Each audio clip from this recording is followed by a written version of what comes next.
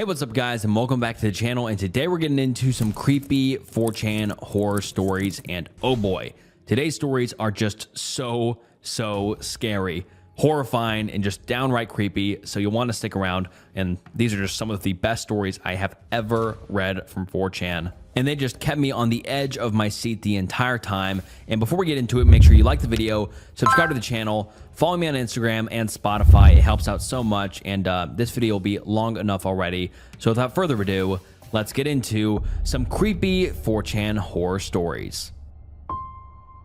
Last night's phone call. I just want to tell somebody this story. It fits here, I think. You'll see why I really can't tell my husband. So my husband, let's call him Joe. Joe has been an attorney for about 12 years. And for the past 6 years, he's been working as a public defender if the state appoints him to represent a criminal, or a criminal defense lawyer if a person hires him to represent a criminal.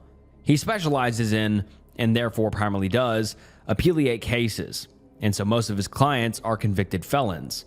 Think what you want about what he does for a living, but I can tell you for sure he is a good guy with a strong belief that he's protecting all of our constitutional and human rights with the work he does.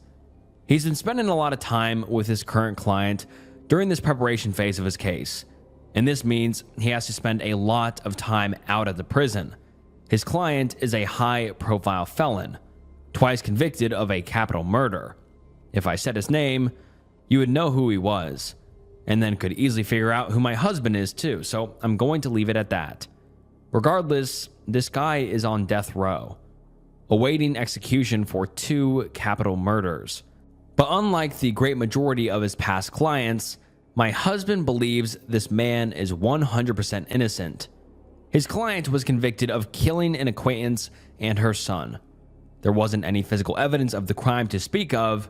In fact, the prosecution could never even locate a crime scene, other than a few strands of hair and several minuscule drops of blood. The primary evidence used to convict my husband's client was all circumstantial. Some emails, a couple of past incident reports involving my husband's client and the victim, a theoretical timeline established by some sketchy eyewitness accounts, video surveillance at a gas station a few blocks from the location where the remains of the victims were finally found, and a 911 call from an unidentified male on the night the prosecution alleges the crime was committed. That's shaky evidence at best. But when the person is an ethnic minority in a pro-capital punishment state, you'd be amazed how little the DA sometimes needs to convince 12 people to send somebody to the gas chamber. To be clear, my husband Joe isn't gullible.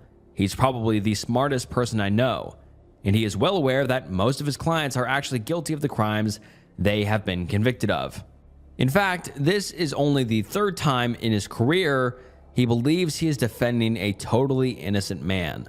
So with such a high-profile client and an appeal that will hopefully end with the freedom of a wrongly convicted man, for Joe, this case is a career changer. A life changer, really. He has put everything he has into it, sacrificed so much, and to free an innocent man from prison and save his life, this would validate every belief Joe has ever had about himself and why it is so important that he's doing the work he does. This is one of the reasons that I'm feeling so anxious about what happened last night, and the main reason that I can't say anything to him about what happened. When my husband makes the drive home from the prison, usually he leaves there at about 10 p.m. and it takes a little over an hour to get home. We talk on the phone, he calls me as he's driving away, and we stay on the phone together as he goes through whatever drive-thru he's getting his dinner at, and then all the way until he parks the car in our garage. Normally, we don't talk about his case. We just talk about regular life stuff. What should I get at the store tomorrow? I gotta tell you what my sister said. Why is this stupid lawn dying? You know, stuff like that. It's a nice way for him to unwind from the day, I think. Usually when he calls, I'm already in bed. But I had a pretty tough day at work yesterday, and I had a pounding headache when I got home. I didn't even feel like eating. After I changed into my sweats, I took 4 Advil with a glass of wine. I know, don't do that. And then I got in bed and turned on the TV. I probably fell asleep around 9, and when the phone rang at 5 to 11, It woke me up. My phone said, "Love of my life, cell." That's his personal cell phone. But I knew it was Joe without having to read it. When he said hi, his voice sounded a little hoarse, a little tired too. But since he was leaving so late, it made sense. He asked me if he woke me up. I lied and said no. He said I sounded really sleepy. I told him he sounded weird too. But then he changed the subject. For some reason, he wanted to talk about the case. He said, "I saw the photos of the crime scene today. Victim 1 and Victim 2. There was just so much blood." Now, Joe has a dry sense of humor. Like I said before, the bodies of the two of the victims had never been recovered, just some bones and bone fragments. Joe has sometimes joked that he's worried that, quote, "the secret photos of his clients drenched in blood and holding the heads of his victims." The Me speculated that from some of the marks on the bones, both victims had been decapitated, will show up in the judge's morning mail. So he knows that I know that there are no photos of the crime scene or the victims. "Yeah, right," I said. He was joking, of course. "I bet you found the knife too." "You mean the axe?" "Nobody will ever find that axe." He laughed a little. A little morbid humor is sometimes what keeps things sane when you work for convicted felons. "How far away are you?" I started to ask, but he interrupted me. I remember exactly what he said too, and today I can't get it out of my head. "You know, that first swing at her, the boy tried to grab the blade to stop it mid-swing. Can you imagine? Like little 12-year-old fingers are going to stop the blade of an axe in mid-swing. It was probably a good thing that he went into shock when his fingers came off, though. Made it a lot easier on everybody. It takes a lot of chops to actually get somebody's head off." Even for Joe, I thought this was overboard. I'd never heard him talk like this, and especially about this case. His statement was shocking. It sent a shiver up my spine, but then I thought about it. Stress and work exhaustion can make people do and say strange things, and I know that Joe has been under a huge amount of stress lately and has been working nonstop for months. So instead of reacting to what he said, I reacted to what I thought he was feeling. "It's okay, Joe. It's going to be over soon," I said. "And then we'll go to our beach house just like we planned and spend at least 2 weeks remembering what life is supposed to be like, right? We bought a wreck of a beach house about 3 years ago and have yet to spend any real time there. Joe and I both looking forward to fixing it up." I heard him inhale, jagged breaths, as if he was about to start crying. I said something like, "He's an innocent man, Joe, and you are saving his life by proving it. Your case is solid. You know the truth." I really wanted him to remember that. I thought it would help. Joe didn't really respond, so I thought it was a good time to change the subject. "So, are you gonna stop tonight?" I asked him. "I'm never going to stop," he whispered. And then I heard the garage door open, which made me jump practically out of my skin. "You're here already," I said into the phone. There's no way he got here so fast, but the call had ended. I heard the back door open and the sound of footsteps coming towards the bedroom. I would be lying if I said that, considering everything, I wasn't afraid. When Joe opened the door, I felt a huge amount of relief at the sight of him, but I was confused, especially considering how he sounded on the phone. He didn't look sad, he didn't look tired, and he didn't look stressed. In fact, he was happier than I think I've ever seen him. He sat beside me on the edge of the bed and hugged me tight as he told me the case was over.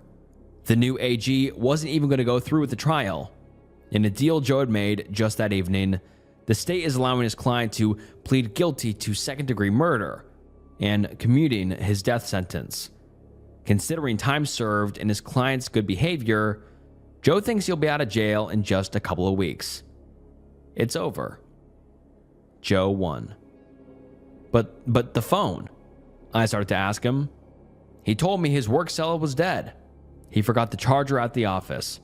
While he was hammering out the details of the new agreement with the AG at the prison, he gave his personal cell to his client to play a game.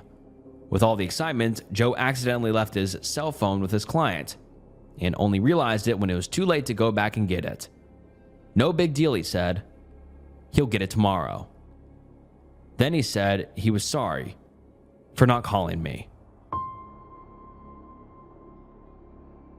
The following information is now almost impossible to find due to media blackouts and censorship efforts launched by the British government. I am able to relay it purely because I had taken copious notes in a loose leaf notebook and was prepared to flee my residence within minutes of deeming it necessary.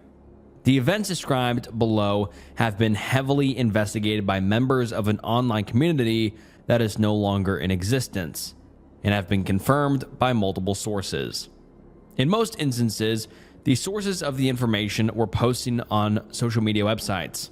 These postings rarely stayed up for more than an hour, and after the first day of the event, were likely being removed automatically by programs presumably set up by the government. In cases where the sources was different, I have specified its origin. Numerous details surrounding this story have been left out due to a lack of multiple sources. And I guess that's just the author of this 4chan thread and what he said. And then he continues saying, on July 27th, 2013, at around 11 a.m., a large portion of the Cairngorms National Park in Scotland was cordoned off by the British military. The consensus is that the epicenter of this containment effort was a small patch of forest, 2.3 miles southwest of Bain Berech Mountain, at the coordinates of, I'm not going to read those out, but just coordinates. The first sign that this was taking place was when a man walking his dogs through the park saw a military transport helicopter flying above the tree canopy. 15 minutes later, a couple out for a hike spotted British soldiers moving through a patch of forest some distance from them. They described the troops as moving fast, heavily armed, and with their faces covered. The soldiers did not notice the couple and appeared focused on the woods. Around 11:30 a.m., British soldiers began actively and aggressively removing people from the park. The removal efforts were well outside of the epicenter of containment, suggesting that the British military was evacuating as many people from the park as possible. Soldiers driving battery-powered all-terrain vehicles, silent except for the sound of their tires rolling over the forest floor, picked up any civilians they saw. The civilians were then driven out of the park. The soldiers explained nothing, except that a training mission was in progress and that they were being evacuated for their safety. Civilians being driven out said the soldiers, clutching their weapons and staring into the forest, looked unusually guarded for a training mission. The reason for the containment, as it is now known with a considerable degree of certainty, was the presence of a, quote, humanoid entity within the forest. The first civilian sighting of this entity was made by a woman who had been birdwatching with a land telescope from the face of Ben Avon Mountain. She saw a transport helicopter land in a field a mile or two from the base of the mountain, then saw troops get out of the helicopter and move to the forest. Later, the woman was scanning the tree lines of the surrounding forest when she, by chance, spotted what she described as a naked, pale, skinned person. The person moved bizarrely with a kind of over-exaggerated upright posture and with very slow and smooth body movements. Specific details of the entity's physical appearance were impossible to make out due to the distance. She reported that the thing eventually disappeared into the woods. The second sighting was on the bank of a small river called the Derry Burn. Two older men were walking to a fishing spot when they spotted a, quote, red-faced thing in the woods on the other side of the river. They said it looked like a person with white skin wearing a mask made of red jade. The thing was staring at the bark of a tree, perfectly still, and with childlike curiosity. The men watched it for some time, keeping as quiet as possible. At some point, the entity became aware of them. It rotated its head towards them in a manner that unsettled the two men. They described it as like a head on a rotating plate, all the while keeping its body still. For the brief few seconds, the men were staring face to face with the entity. Both remarked that as soon as the entity looked at them, they were overwhelmed by the stench of burning plastic. They quickly dropped their fishing equipment and ran. These men did not describe their encounter on social media. Rather, they went to a bar they frequented and told it to the bartender there, who then posted the story in the miscellaneous forum on bodybuilding, in a thread that grew to 8 pages in 20 hours. Like I said earlier, there was a group investigating all of this, but this group did not exist in the first few days per se. There were people posting in threads on different forums, and there were curious people here and there digging up what they could, but none of us had come together yet and actually organized. One of those guys, who eventually became a member of this group, had a friend in the Royal Air Force. He had known this friend long before the park was locked down. This friend, a few days after the lockdown took place, relayed him a story. The friend and his fellow RAF personnel were ordered, the same day the force was locked down, to clear the runway they were stationed at, in order to host aircraft coming in from different bases. Military jets landed throughout the day to refuel, with no markings indicating their base of origin. The pilots flying them were described by airbase personnel as cold and untalkative, and they rarely left their cockpits. The purpose of these aircraft became apparent in the evening. When the RAF began bombing areas of the park, the bombings were not acknowledged by the government and were not reported by any media source. I know I sound crazy claiming this. Much of the information on the bombings actually comes from a thread on Jeep Forum, strangely enough. Off-road enthusiasts with Jeeps had been in the area when everything started. These folks had encountered British troops earlier in the day and were told to leave the area immediately, which they did. However, they stuck around near the edge of the park, hoping to witness something exciting. They saw nothing, but at around 7 p.m., they heard what sounded like a deep clap of thunder off in the distance. There were no clouds in the sky, so they thought the sound was suspicious. They drove to higher grounds in the hopes of seeing something, but saw only a hint of light smoke drifting off the trees far away. Nothing could be seen definitively due to the distance. A series of explosions were then heard around 7:20 p.m. An American tourist staying at a bed and breakfast in Kingraigue, northwest of the epicenter, had been hiking along B970 when he heard it. It came from far off in the park. He described it as a series of rapid explosions. This same series of explosives was heard by a teenager who had been chopping wood in his backyard nearby. A few civilians contacted the authorities to find out if they had any information on the noises. They were told by police that what they heard was probably a, quote, mining excavation or a thunderstorm over the mountain. This despite everyone having reported cloudless skies throughout the day. Further calls to the authorities on the subject were ignored, and the media made no effort to investigate the explosions. If this seems unlikely, remember that the British government is more than capable of orchestrating media blackouts, and has done so for things far more significant. The UK is also one of the most CCTV watched countries on Earth, with one camera for every 11 people. The police can arrest you for appearing in public with someone they told you not to. The people in charge of the country are more than capable of suppressing information. Still, for the first few days, most of the internet communities discussing the event were safe, except for those on major social media websites. The day after all this happened, a no-fly zone was issued over the park. This declaration was not made public. It was only noticed when someone on Jeep Forum investigated the area using flight radar and saw no flights coming within 10 miles of the place. One of the members on the forum called the Department of Transportation and asked if a no-fly zone had been issued. He was smart enough to do this from a payphone, and with a subtle disguise on that would make identifying him on CCTV difficult. Upon mentioning the park and the no-fly zone, he was politely asked to remain on hold. He put the phone down, off the hook, and walked about a block away to observe the phone booth from a distance. His suspicions were vindicated a few minutes later, when 2 black unmarked cars pulled up to the payphone. He said intimidating-looking men, not wearing anything that would identify them as law enforcement, exited the vehicles and began approaching the payphone. He fled as soon as he saw them. We assume that, whatever happened, could embarrass the British government if it was made public, but wasn't so serious that we were in danger for talking about it. The spottings of the red-faced person had been known to us, but we didn't take them seriously during the first few days. We all just assumed the whole thing was some political bullshit. Then, certain eyewitnesses to the events were quietly arrested. 1 or 2 of the arrests were described in local news sources, but for the most part, the arrests were inferred based on happenings on social media. In the few instances where the arrest was discussed in the news, it was stated that the individual was arrested for either possession of drugs or for committing undisclosed white-collar crimes. Profiles on sites such as Facebook and Twitter were also being deleted, not just of the folks arrested, but of their family members. Many of the arrests seemed strange given the nature of the people arrested.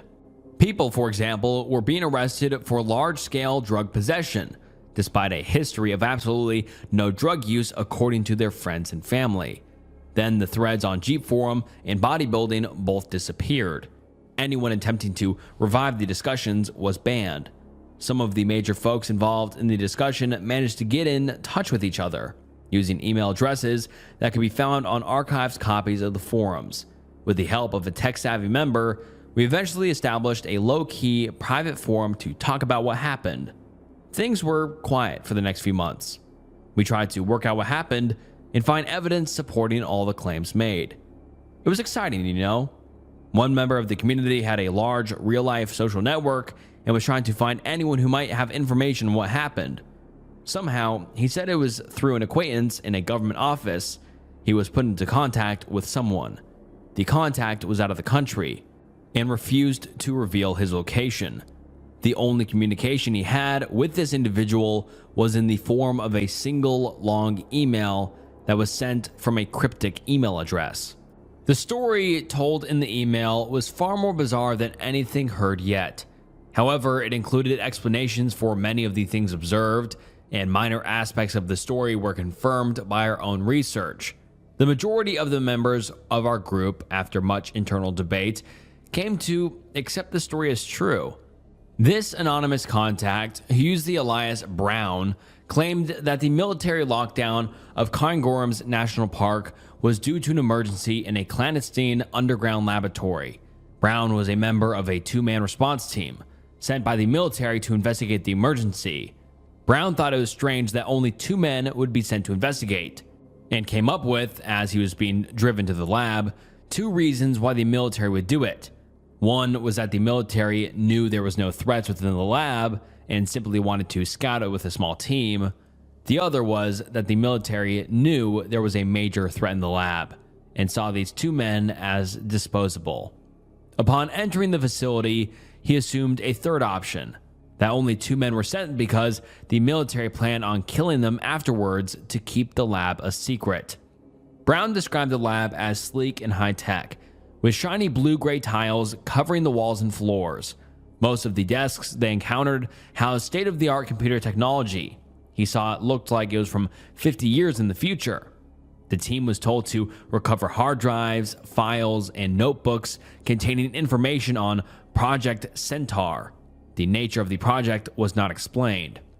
They were given a map that highlighted offices and labs worth investigating. They were also told to approach the lower levels of the lab with caution and assess the status of certain test subjects located there. The facility had been constructed such that wireless communication was impossible from within, so the men had to periodically check in by using hard lines accessible from communication rooms. This gave them the freedom to explore and discuss what they were seeing without anyone eavesdropping. The men were not greeted by anyone. A security room near the entrance was empty. They went in and found a lunchroom where a sandwich sat half-eaten on a table. As they moved into the facility, they saw that the entire place was flashing red under the light of a silent emergency alarm. They encountered a body in an office off of the main hall. It was a lady in a chair who looked like a mannequin. Her legs were locked out as if the knee joints had been fused together. Her eyes were wide and looked leathery, like they had been boiled. Her face and lips were bright pink and appeared chemically burnt. The rest of her skin was a waxy gray and was charred in certain parts. Her veins had turned black. and were easily visible under the skin. They noticed that she was still breathing. The topic of Mercy killing her came up, but it was decided against, after realizing that whatever did this to her might come back and find her with a bullet wound, and thus be alerted to the two men's presence. Brown said that in retrospect, it was weird that they both assumed some sort of thing had done it, rather than say chemical exposure or radiation. For some reason, both men had assumed from the start that some kind of hostile thing was responsible for the lab's state. As they explored further, they found dozens of bodies in a similar state. Some were breathing lightly, but many were dead. Some of the bodies had disfiguring burn marks on their face, like they'd been burned with a clothes iron. On 2 occasions, they found a body that looked like it had been burned completely into stiff ash, all the way through, like a spent log in a fireplace. The 2 men headed deeper into the facility, collecting notebooks from offices and hard drives from computers. In the deepest layers of the facility, they found the test subjects they had been warned about. They were inside observation rooms, visible through thick glass windows. They were alive. Their faces were expressionless and black except for their noses, which were red. Their eyes looked sealed shut. They were shambling around like animals that had just been hit by a car. At this point, the J. Brown and his coworker abandoned all pretenses of professional coolness and began discussing freely what they were seeing. Both agreed that the government had crossed some kind of ethical line. They decided to read over the notebooks they had collected so far, to try and figure out what happened. They looked over the files they had taken. They only learned general information on Project Centaur that involved slicing human DNA with segments of artificial DNA that contained unnatural base pairs. Base pairs are what make up DNA. The 2 men decided that the main lab at the deepest point of the facility would likely contain more information. They made their way to the depths of the underground structure, where they found a large biomedical laboratory. As they explored the lab, they came across 2 vats, large enough to fit a standing person. Both vats were open. One had been fractured open, with glass shards sprawled on the floor in front, while the other had its lids ripped off and thrown across the lab. They found no dead scientists. The floor, however, was covered in burn marks, and in certain parts melted, and one of the burn marks vaguely resembled the outline of a person. Additionally, both men noticed the lab was filled with the smell of burnt plastic. They gathered up notebooks from the laboratory. These contained far more detailed information on what had happened. In particular, a document resembling a great proposal provided a solid backstory. With all the information they had, they were able to piece together the origins of the research being done. It began with a financial analyst working for the Bank of England, who started without any apparent reason to have hallucinogenic visions of a reoccurring pattern. He saw the pattern visually. It resembled what a person sees if they press on their closed eyes. He was experienced in mathematics and saw the details of these visions with unnatural clarity, and so was able to take these visions and express them numerically. He noticed that the pattern was composed of 4 repeating values, which, on a hunch, he believed correlated to the 2 base pairs of human DNA. When he compared his pattern to the human DNA sequence, he found that it matched certain key segments of the human genome, only slightly altered. His visions, in summary, were of altered fragments of human DNA. The results floored him. He began to analyze further. He found that when he incorporated the fragments into a complete genome using generic human DNA from the Human Genome Project, the result was 98.7% human. Chimpanzee DNA, for reference, is about 98% human.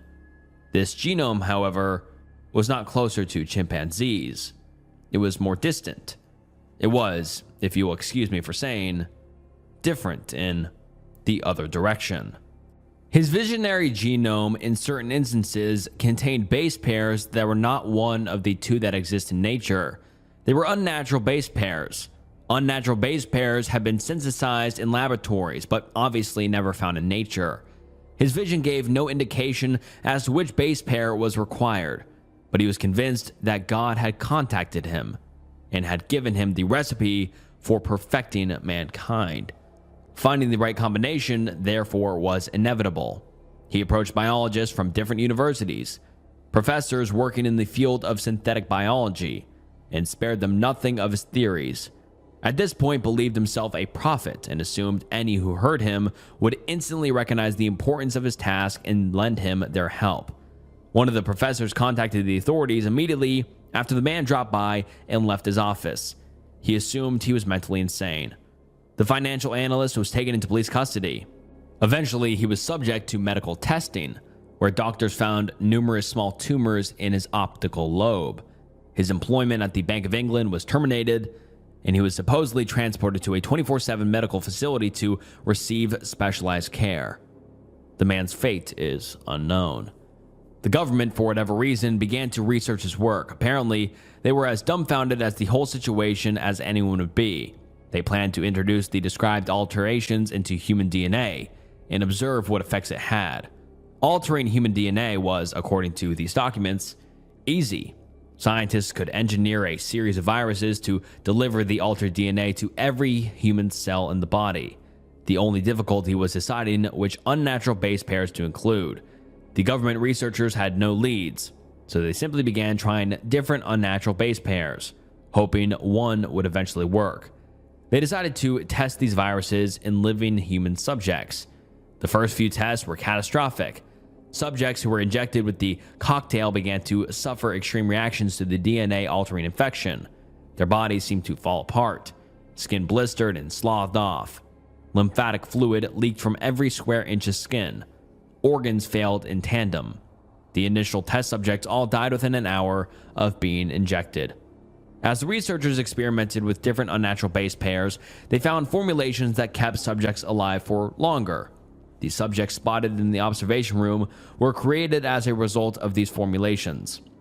In the most recent test, the human subjects showed new changes. They suffered far less during the infection when compared to the previous tests, and were described as having red faces, rather than black ones as the previous subjects had. These were the test subjects that were missing from the person-sized vats. These two red-faced test subjects were being grown or altered or whatever when the emergency happened. That was the last bit of information the two men were able to extract from the notebooks recovered in the lab. Curiously, one of the lab notebooks appeared to have had its last pages ripped out. With their mission complete, the two men headed out into the surface. The military took them into their possession along with the materials they had found. The two men were separated. Jay Brown was subject to a hostile interrogation. He said that he remained calm and disinterested throughout it, hoping that his interrogators would assume he was unaffected and uninterested in what he had seen. The interrogation process lasted nearly a day. Afterwards, Brown was moved to a high-security military base. He was not put in a jail cell, but he was blocked from communicating with anyone outside, and his movements about the base were restricted. Fortunately for Brown, somebody at the base was familiar to him. It was a friend with whom he had served in Afghanistan. More importantly, Brown had saved his friend's life in Afghanistan. He called in a favor, and the friend obliged him by smuggling him out of the building during the night. Brown fled the British Isles, and then the Western world in general. When the story was relayed to our forum, no one believed it. Still, we didn't have much to keep ourselves busy with, so a handful of members took to investigating certain facts. The original email gave the actual name of the financial analyst from the Bank of England, the one who had the visions. It was decided that, as a good starting place, we would try and track down this individual and confirm his existence. Typing his name into a search engine yielded nothing noteworthy, so we got creative. It was assumed that since he was working at a prestigious financial institution, he likely was a talented student and had probably attended a high-ranking secondary school and university. If his existence had been wiped from the internet, which a lot of us assumed was the case, we could still contact someone he had gone to school with and get a confirmation from them. A list of potential schools was drawn up.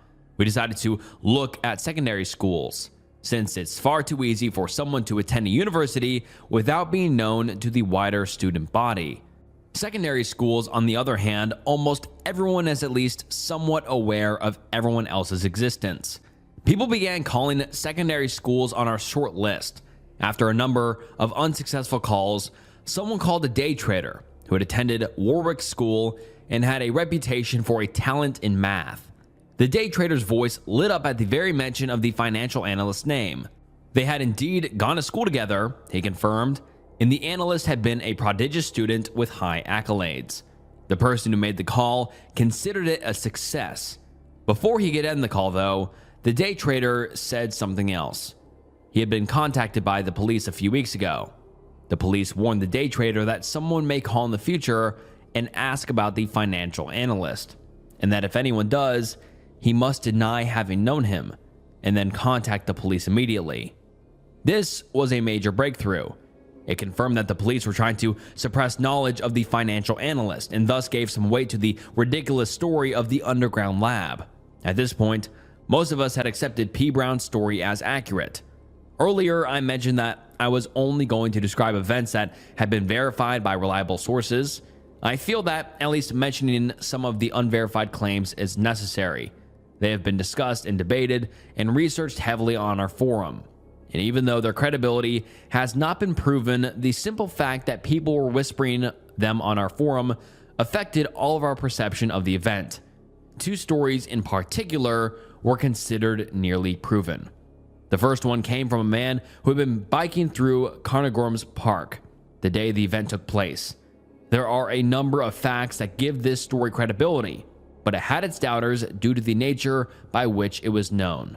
It was relayed to us by an otherwise trusted member of our forum who said he read it on a post on the Jeep forums on the day that everything happened. Unfortunately, he had not taken any screen caps of the original post and said no evidence could be found in any archives. We had nothing but his word, which was enough for many, but not for all. The story is this: the biker claimed that as he was traveling down a trail, he was hit with the stench of burning plastic. He thought there was a fire somewhere, so he got off his bike and looked around. Eventually, he heard some rustling in the woods nearby. As he walked towards the source of the noise, he saw what he described as a group of deer lying on the forest floor, with their internal anatomy rearranged to make them bipedal. The deer, however, still seemingly had brains wired for quadrupedal motion, and thus could only flail around on the ground. The biker ran back to his bike as soon as he saw the deer and pedaled off. He hadn't brought his phone or any kind of camera with him, so he couldn't take pictures of what he had seen. This story almost definitely would have been considered canon, were it not for the fact that it was so unsubstantiated. The next story came from a man claiming to have been one of the soldiers who had evacuated the park. Not at all unbelievable, as there were a decent number of troops in the forest on that day, and it was likely some of them had loose lips. This man, however, made claims that had not been made anywhere else. Many in our group believed the story was made up. We were nearly split over it, and we killed many hours discussing it. I personally believe it is true. The soldier claimed that he was with 4 other soldiers, doing routine sweeps for civilians, when they spotted the test subject at the edge of a forest. The soldiers themselves were moving across a large grass field. The test subject was a few hundred yards away and not facing them. It was looking to their 10 o'clock, with its back facing them at an angle. As they approached it, the subject turned its head and looked at them, like in the story of the 2 old fishermen. The soldier claimed that as soon as it looked at them, they were overcome with the taste and stench of burning plastic. He described it as a person wearing a mask of red gemstone, with a sickly pale body that was almost see-through. The soldier was hit with a wave of intense fear, but forced himself to raise his weapon and approach the thing. They approached it slowly, without firing their weapons. After about 50 yards, the thing turned its body towards them and started walking. As soon as that happened, all 5 men stopped without a word. The soldier claimed that he was overcome with the understanding that he was not to move under any circumstances. He said it was like the freeze reflex, but totally unbreakable.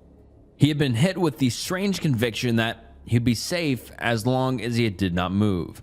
The thing continued to approach them, When it was within 100 yards, the soldier could see the details of its mask-like face.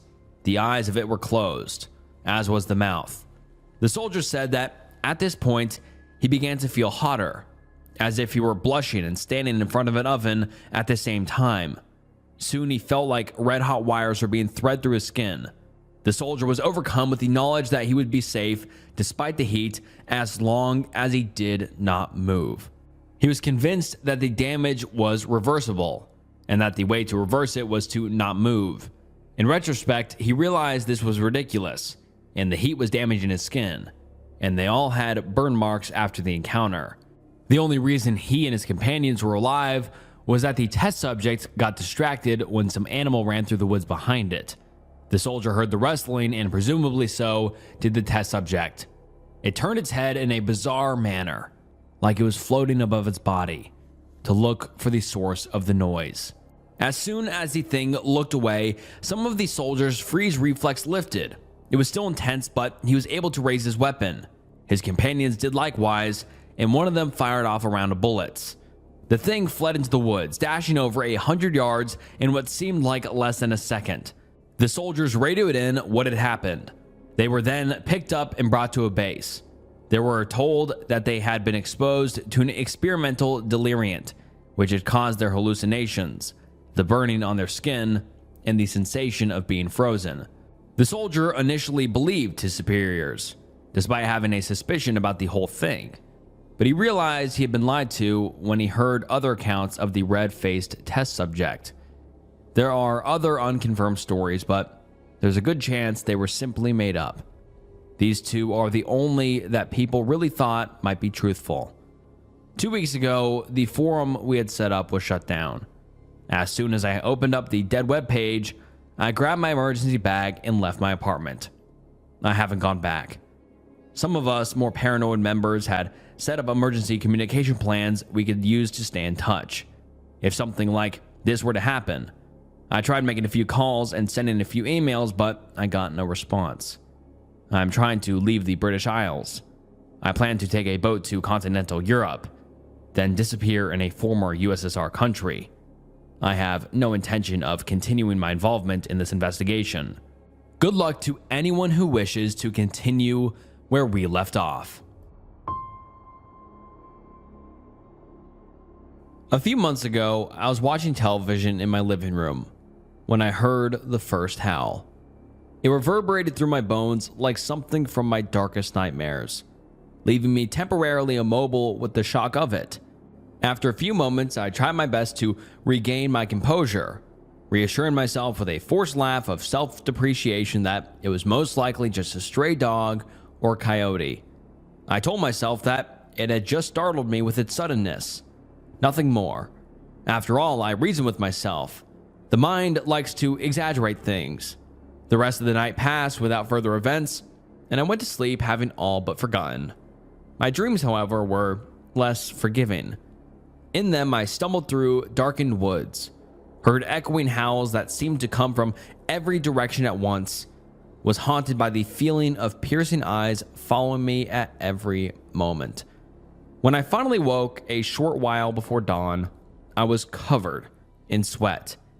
A lingering unease clung to me until daybreak. The next few weeks were pretty uneventful. Rarely I would, on occasion, hear some strange sounds as if someone was walking in another room or on the porch, but nothing that I wasn't able to simply shrug off as my imagination. The worst thing that happened was a reoccurring dream similar to the first I'd had. I'd find myself walking down a dark stretch of country road located near my home at night. The dirt road stretched out in front of me, seemingly for an eternity, while the trees on either side formed a dense canopy that only allowed for a few stray shafts of moonlight to illuminate my way. As I walked onward, I would always hear movement to either side, just out of sight. I remember only on rare occasions catching a brief glimpse of silhouettes in the dark, but always, I could feel eyes on me. Aside from the occasional dreams, it was about a full month from the first night before I heard the howling again. This time, it was not singular. but a series of overlapping howls that gathered to form a melancholy crescendo. It seemed like the howls came from every direction at once and with such piercing clarity that I could have sworn the sources were almost on top of me. I was horrified. There was something that just felt fundamentally wrong about these howls. I covered my ears and closed my eyes, trying to will away the horrendous cacophony. I truly felt like I was going to be driven to pure insanity by the piercing sounds of it all. As embarrassing as it may be, I was in the fetal position rocking back and forth with my arms over my ears when the howling finally subsided. I was trembling from fear to the point where it must have taken me a full minute to even stand. Trembling, I made a quick lap through my house, shutting all of my curtains and ensuring that my doors were locked and deadbolted, never lingering by any of the windows for long. When I finally reached the sliding glass door leading to my back porch, I heard footsteps. I was just barely able to see the black silhouettes that broke up the faint glow of the moon on my porch. If I'd had the lights on in my room, I probably wouldn't have even noticed until I was only inches away. Slowly, I reached into my pocket and pulled out my cell phone, all the while aware of the distinct sensation of their eyes upon me. I took one quick picture as my hands trembled, then slowly backed away, unable to stop gazing into those eyes, which burned like the coals of hell itself. Eventually, I inched back enough to duck into my hallway, sliding to the floor as fear took hold and drained the strength from my legs. With my back pressed to the wall, I fumbled for the hall light switch, part of me expecting to hear the telltale sound of breaking glass at any moment. Nothing. No glass breaking. No footsteps on the porch. Absolute silence filled the air. Not even the chirping of crickets reached my ears. Pulling out my cell phone and staring at the screen, not even daring to look at the picture I'd taken, my hand shook as I tried to figure out who to call. Who could I call? Ghostbusters? I whispered aloud to myself after a moment, trying to force myself to calm down with a bad joke. The cracked mockery of my voice that came out of my mouth only served to solidify my fear. I remember thinking about what I had just seen. Could I really call my friend, family member, or even the authorities? Even worse, the gate to the driveway was almost half a mile away, and I'd have to go to my car and drive the distance to let anyone in. In the end, I crept to the overside of the hall, cautiously entering my room and retrieving my CZ52 pistol. I sure as hell wasn't going to look for a fight, but I decided that I wasn't about to die without one either. I ended up sitting there against the wall until morning, only mustering the strength to lean around the corner and look out the sliding glass door when the room was bright from the sun's rays. The porch was empty. With gun in hand, I made a few laps around the house, feeling slightly more confident with the comfort of the sun. The area was clear. I didn't even find any tracks. Over the next few weeks, I was haunted by the same dreams of being stalked as before. I could see the silhouetted figures more clearly in the trees now, as if they were getting closer. I could see the redness of their eyes reflecting in the pale light of the moon. They never howled in my dreams. They barely even made a sound as they crept along and shadowed my movements. A call to animal control revealed little except that a few people reported hearing howls as well. They said that it was normal of coyotes and that the light had played tricks on me. Unconvinced, I made a habit of locking and bolting my doors as soon as I got inside and was always indoors by dusk, with my sidearm always at the ready. I used the internet to try and figure out what could have been going on. I poured through information about candai, Canis lupus, Canis lupus familiaris, Canis lantras. I researched all of them. What I saw did seem like a wolf or coyote, but those eyes, those howls, they were just so unnatural and unnerving that I couldn't accept this. Then there was the picture, that blurry picture from my cell phone that showed what I could only pray was a trick of the light. It was as if only the creature exuded tiny tendrils made of shadow that writhed in the air around them. I could only hope that they were diseased or covered in wet and knotted hair. A part of me knew there wasn't such a clear-cut and simple explanation to this, however. Despite wanting to remain skeptical, what I had seen and heard led me to suspect there was something unnatural and supernatural about these things. Searches led to stories of Barghests and Black Shuck, mythical black dogs that are said to roam the English countryside as harbingers of death. I hated to even imagine this as a possibility, that my own death was just slowly stalking me until the time was right, that my end was near. Trying to allay my fears, I posted the picture I'd taken on various forums, ranging from ones about wolves and wild dogs to those dedicated to the occult and supernatural. It seemed that every time I told my story, I was either met with ridicule or nutjobs who linked it all to ludicrous things like alien plots. I caught a few leads eventually in news reports. Stories started popping up from nearby towns of people committing an S-word or being attacked by wild animals. People who had reportedly heard sounds much like I had. The sites were spread apart and seemingly randomized, but I kept up my search for similar incidents. I had to find something that would prove to myself that I wasn't simply losing my mind. Sadly, all I could do was keep searching and hope to eventually find some sort of meaning to it all. Finally, 4 nights ago, my dream changed. After walking for so long, I could finally see the end of the road. I was horrified. A few hundred feet in front of me, the road simply stopped, vanishing into a wall of trees. In shock, I stood there, staring at the throng of old pines, wondering if I should turn back. I had scarcely a moment to think before I saw it. Out of the center of the mass of trees plodded a large, black, wolf-like creature, barely more than a shadow. Its eyes pierced the darkness as it eyed me. Behind those eyes was an unmistakable malice. Even more frightening, there was an unmistakable intelligence in them. I was frozen. After what seemed like an eternity, the beast sprinted at me.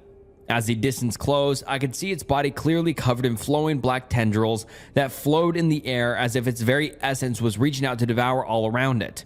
Instinctively recoiling, I braced myself for the impact as it lunged at me, covering my stomach and neck to try and save myself. At the very moment in which I knew that everything was over, its haunting howl echoed through the night, and my heart was pounding in my chest as I woke up. My hand was already reflexing, gripping the pistol that I now kept under my pillow. Sitting upright, I was trying my best to catch my breath when I heard and saw it. Like a black smoke, it poured through one of the darkened corners of my room, almost seeming to suck the light from the area around it. As more and more started to creep in, I could clearly see those damned red eyes that were now dripping with blackened blood and a muzzle full of razor-sharp teeth starting to form. What happened in the next few seconds will be forever burned into my brain. I got off only 3 shots between the time it had formed and lunged on top of me. I remember in the back of my mind, I was shocked that it even had physical form as the impact knocked me backwards onto the bed. My gun was knocked out of my hand as it pinned me and pushed its muzzle towards my throat. Its eyes were burning flashes like cigarettes in the dark, leaving bright trails as it maneuvered for a good bite.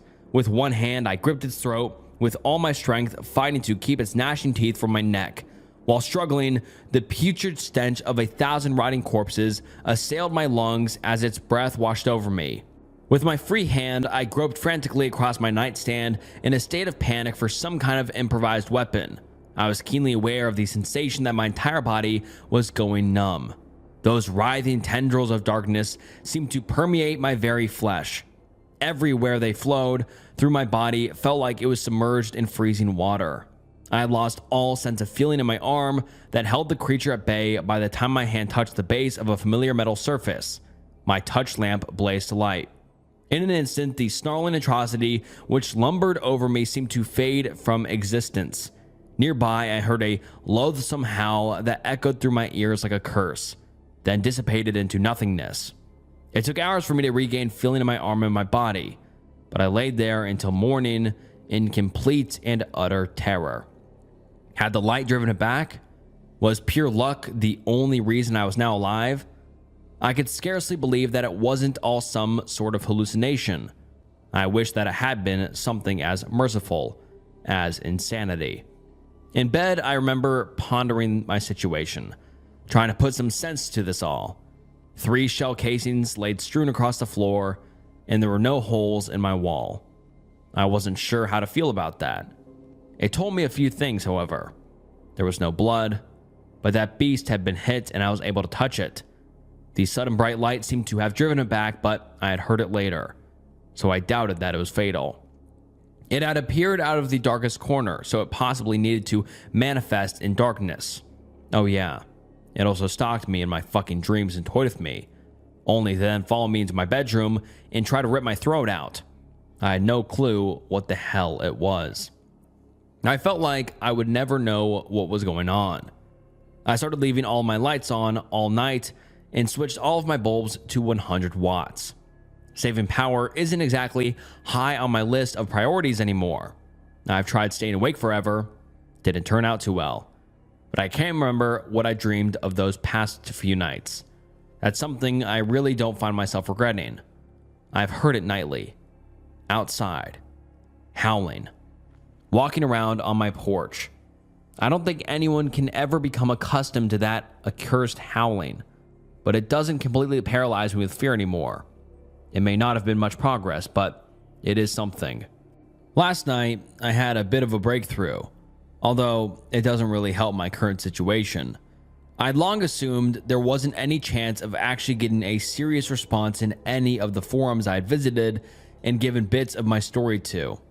But last night, I received an email from an alleged government worker. It seems I'm not the only one with first-hand encounters. He has been dogged, if you forgive the pun, by these same beasts for some time now as well, but unlike myself, he was able to dig up some information from classified documents that I would have never been able to get into. At first, I was extremely skeptical, until I began to read through the information he had sent me. Too many pieces fit into place for it to be sheer coincidence or him making things up. Although it is a lot of data to process, I'll relay the story as it was told to me. Over the past few decades, dogs have been the focal point of myriad of scientific experiments. Soviet scientists, for example, used them extensively in their experiments, from studies of the effects of weightlessness on the body to attempts to preserve living organs outside the body. Some died in orbit as the first animals to ever travel into the blackness of space. Countless others died deep in underground labs under the surgeon's knife in countries around the world. Not all of them, however, remain dead. Dr. Peter Safar, the inventor of CPR, introduced a concept to the army that must have seemed laughable at the time. He suggested that you could keep a body in suspended animation for hours by replacing all the blood in a body with an ice-cold saline solution. It was shelved for nearly 2 decades. But again, eventually dogs were put on the chopping block in the name of science. Organs were torn and bones were broken, only to be repaired by the ones who did the damage. The saline was drained after hours of operation. Blood was reinserted into the corpses, and their hearts were jump-started. Safar was right. You could keep a patient in stasis for hours until they could be operated on, then resurrected. It was an astounding medical breakthrough, one that would soon be twisted into a blasphemous mockery of its original purpose. Despite many practical applications for saving trauma patients and wounded soldiers, this treatment is still not in widespread use, at least not as originally intended. The government decided to do what it has always done with new technology designed to benefit mankind. The decision was made to weaponize it. Once more, due to repeated successful reanimations, man's best friend was placed firmly in scientists' sights once more. Thus began the project, henceforth known as Kerbos Project. Whoever gave it this moniker likely thought it was extremely clever. If only they had known just how fitting their choice was. It was surmised that, while in this state of suspended animation, procedures which would almost certainly kill a living creature from shock could be carried out with significantly reduced risk. In this vein, the original plan was to test concepts on the canines, which would then be carried over to select active special forces troops if successful. One of the primary goals was to make physiological enhancements that would make the test subjects much more resilient in combat. Wolf dogs were selected as prime test subjects due to their oofed larger and sturdier frames that resulted from crossbreeding. The first test subjects were put under the aim of implanting subcutaneous body armor in the form of layered titanium plates, which would theoretically be able to deflect bullets. While many were able to survive this procedure, the scientists were completely unable to find an acceptable balance between weight and protection. Results varied from dogs who could not move under their own weight, which were slightly resilient to small caliber rounds, to dogs which were highly mobile, but statistically no more likely to survive small arms fire than a dog without the augmentations. Many subjects were lost to suffocation through their own weight, while the lightly armored dogs were simply put under, yet again, their armor removed. Eventually, the solution was to found it in sheets of carbon nanotubes, woven into a lightweight fabric that was both flexible and able to resist small arms fire. The resulting armor was a mere 0.6 millimeters thick and capable of flexing freely. An astounding 70% ratio of tested dogs survived the procedure and showed an astounding resistance to small caliber handgun and rifle rounds. Having proven the plausibility of a bulletproof super soldier, they began to focus on potential offensive enhancements to the animals. Again and again, the dogs were put into a suspended state and operated on. No real breakthroughs were to occur, however. Notions such as replacing claws and fangs with much sturdier and sharper materials resulted in the animals shredding themselves into grisly ribbons when they attempted to scratch themselves.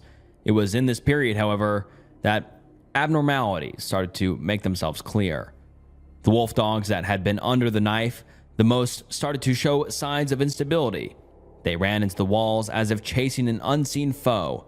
They snarled and growled at vacant corners. It seemed that prolonged and repeated death and reanimation has resulted, unavoidably, in brain damage. The decision was made to continue the studies and to see just how many times the dogs could withstand the process before they were unable to fully function. The symptoms became worse and worse. The dogs seemed to stare at things that were not there. Their ears began to twitch as if listening to sounds unheard, and speculation arose that the animals had begun to hallucinate as a side effect of brain damage. But the tests were not interrupted. In time, every single of the surviving dogs displayed erratic behavior to some degree. The ones that had been subjected to the most experiments had started to even show signs of a weakening vascular system. Their heart rate slowed to an almost death-defying pace, and their eyes began to fill with red as if all their capillaries had burst. Extreme cases began to develop where blood actually started to slowly pour from the eyes and nose of the animals. These cases were accompanied by an inexplicable darkening of the fur and behavior that, if applied to a human, would be classified as paranoid schizotypical behavior. Both fear and aggression were markedly increased. The dogs alternatively slunk from and or bit at anything around them, be it real or imagined. The order came down from the high brass that these red-eyed beasts were too unpredictable for practical applications or to even continue research on. Research was confined to an observation-only basis. Within a week, the first reports of howling on the base began. Dogs began to disappear from their cages, each time with no trace as to how they even escaped. All of the cages found empty had been magnetically locked, and there were no records that indicated loss of power. With each night, reports of strange howling grew as the numbers of subjects inside the lab dwindled. Sightings of black wolf silhouettes were reported by the guards, often seen vanishing around a corner to never be located again. The corpses started turning up on the fifth morning. 12 dead. In the nearest town, people were found dead in their beds, at their computers, and on their couches. Some had their throats ripped open. Others had their entrails devoured entirely. This was easily attributed to the escaped animals, but the most puzzling thing is that a few of the homes had been locked without any signs of forced entry. Frightened townspeople recounted hearing an ominous howling throughout the night that seemed to be coming from every direction at once. Some even reported witnessing strange movements in the shadows and claimed to have been stalked by creatures by dark, red, iridescent eyes. Within 16 days, all the remaining animals, totaling over 200, had inexplicably vanished from their cages. During this period, the omnidirectional nightly howling that pervaded the nearby countryside pushed people to their mental limits. Local police were inundated with calls from panicked individuals who had locked themselves in their homes, afraid to turn out their lights or even sleep until morning. It wasn't until the end of the third week that the death toll began to wane into nothingness. Reports of the eerie howling started to be confined to the most rural of homes before they stopped entirely. The total of missing and dead was tallied at 97, with 18 deaths attributed to S-word. Of the S-words, 4 were notable for happening in the victims' beds and for a complete lack of physical trauma or traces of known drugs or medications in their bloodstreams. In the end, non-disclosure agreements were signed by staff. The government wiped its hands of responsibility and claimed the incidents in town were due to a massive rabies outbreak. All data was classified as top secret and then filed away. This is basically the meat of the information he gave me. As far as I can gather from our correspondence, this happened originally in a remote location in Arizona, which was blacked out of the files. Given my location of rural South Carolina and the fact that I've only witnessed a few at most, I could only assume that most of these animals have branched off into small packs and been roaming ever since. Sadly, I can't do anything but speculate on the details of what really happened based on what I've seen. The conclusions I've drawn only serve to horrify me even more, but I can't think of any better explanations. These dogs were taken into the realm of death dozens of times, only to be ripped back into our world. What if, each time, they took a part of the realm of death itself back with them? It's as if they began to see and feel that which exists on both sides of the veil of death simultaneously, and it cracked their minds. They underwent this turbulent transformation into some sort of semi-physical manifestation of the other side, becoming literal avatars of death. Now, this transformation is complete, and they aren't broken-minded killers anymore, but stalking agents of the afterlife that like to toy with their victims before taking them down. At will, it seems that they can manifest out of the blackness and travel the void between both worlds. Somehow neither truly alive or dead, but something in between. I don't know if they can be killed, but the light holds them at bay. Earlier, I gathered all of my courage when I heard my demonic stalker on the porch and confirmed this theory. I slowly opened the back door after I'd flooded the room with light. I locked eyes with the beast. He simply glared with hatred through the glass door. He made no attempt to press forward through the light. It was a horrific few moments, but I had to be sure that the light could have offered some protection. I now feel like a prisoner of my own home, but at least I'm alive for as long as I have power. One fear keeps repeating itself in my mind, though. What happened to the 4 reported dead in their bed with no explanations why? Did they reach the end of the same road that I did and simply never wake up? They're out there. They're hunting. The only advice I can offer is to keep your lights on and try not to dream. The Man Who Followed. I used to live in the basement of my mother's house. Perhaps that's a bad way to begin this story. When I was 16, my mom and stepdad bought a new house. Since I've always hated Idaho's oppressive summer heat, I claimed the dark, cool basement as my bedroom. That was the first time I'd ever lived on the lowest floor of a building, so I promptly found a good, cheap, and horribly tacky waterbed on Craigslist. The thing had a headboard mirror out of a 1970s adult film, but the bed fit in the basement and it didn't leak. I immensely enjoyed sleeping on water, and I did not have a single night that summer where I woke up too hot or too sweaty. That basement wasn't really set up to be a bedroom. Whatever floor space my waterbed and drum set didn't take up was hogged by a gigantic coal furnace. The old thing must have heated the main floor of the house once upon a time, but no one bothered to remove it or the coal that it was filled with when a more modern heating system was installed. The concrete floor was covered in coal dust and dirt was sneaking into the house through the gap where the walls and floor attempted to meet. The ceiling was crisscrossed with pipes and revealed the supports for the upper floor through several large, jagged holes.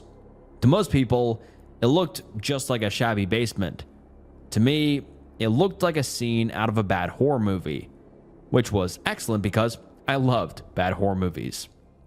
As most of us know, the Earth tilts on its axis and eventually summer comes to an end. School started back up as it always did, and I settled back into my routine, this time equipped with a driver's license and an older Subaru. Since every parent I had, biological or step, worked a pretty packed schedule, they threw the car at me so that they would actually relax when they finally got home from work. I didn't complain.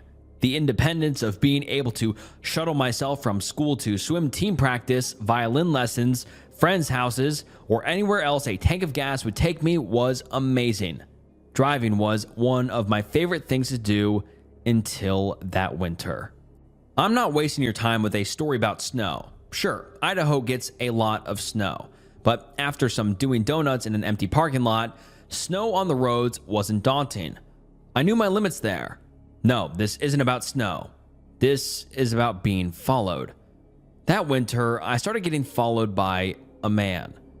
At least, it looks like a man. In my rearview mirror, I would see him standing there at night. He would always be dark and shadowy, just the silhouette of a man wearing a long coat and a fedora, his hands stuffed in his pockets, leaning casually against a lamppost or a tree. No matter where I was, no matter how fast I drove, he was standing there, 20 yards behind my car. Every time I looked back. I've always been a nervous kid with an overactive imagination. I cracked it up to that. Perhaps if I switched from horror to romantic comedy for a month, he'd go away. Perhaps I really did see a man standing against a lamppost once, and it gave me the creeps enough to imagine him more often. I really wasn't sure. I did my best to ignore this figure, but I soon noticed myself leaving my friend's house early to avoid driving in the dark. I'd let other people drive when they offered, and if they did end up driving at night, I didn't look in my rearview mirror. Whatever was happening, it was starting to get under my skin. I really underestimated the thing that followed me. In hindsight, the key bit that I missed was why he followed me. If I had watched him closer, I would have seen that every night I drove home alone, he followed me further. At first, he could only follow me out of the neighborhood I was leaving. I started to really notice him when he followed me through downtown. He was always so dark in stark contrast with the city lights. When I stopped watching him, he followed me home. I let him follow me all the way to the basement, and I didn't even bother to keep an eye on him as it happened. I was curled up on my waterbed, slowly drifting off to sleep, when something disturbed the fluid that I was floating on. I thought to myself that it must be my dog, and tried to leave it at that. But the bed shifted back to normal. There was no mass displacing water other than me, so I sat up, and in the dark, I saw that man that had followed me into my basement. He stood there, staring at me, with his hands shoved deep in his coat pockets and his face obscured by his fedora. In a childlike attempt to destroy the monster in my basement, I clambered off of my bed and pulled the thin cord dangling from the one bare incandescent light bulb in reach. Light flooded in the room except for the space the man took up. Much as he did downtown, he appeared shadowed despite illumination around him. As I gazed at the man, the entity that had followed me for months, I became aware that he stood between me and the only staircase that led out of the basement. So I ran. I ran directly at him. I would not let myself be trapped in my own room. I would not give up. If there was to be a fight, I would instigate that fight. I lowered a shoulder with every intention of hitting him in the diaphragm. Instead, my shoulder collided with the stairs behind him. Aside from the burning where my body met the stairs, I was cold. Painfully cold. I tasted metal in my mouth and I wanted to vomit. Turning around, I saw that the man was no longer there. I don't know what would have happened if I didn't rush towards him. I slowly climbed the stairs to the main floor of my mom's house. Maybe it was just a dream. Maybe I'm going crazy. In hopes of calming my nerves, I poured myself a glass of water from the tap and sipped it as I leaned against the kitchen counter. I was shaking, but I was also slowly calming down. A feeling of triumph was building in my gut, spreading out underneath my skin. Did I just defeat my demon? Was I victorious? Even the gritty metal taste in my mouth began to subside. I can only imagine how I looked that night, a pale, frightened teenager trembling in the kitchen while the rest of the house slept. It was a pathetic, silly thing for me to picture. I laughed to myself. To my relief, the next few times I was caught driving home in the dark, I saw nothing strange in my rear view mirror. It's actually been a couple years now, and I don't see him anymore. But I can hear him. Whispers from the forest. When I was a kid, I used to live in this woodsy area in Vermont. There were a few other kids to play with, and my only sibling was still a baby, so I learned to play on my own.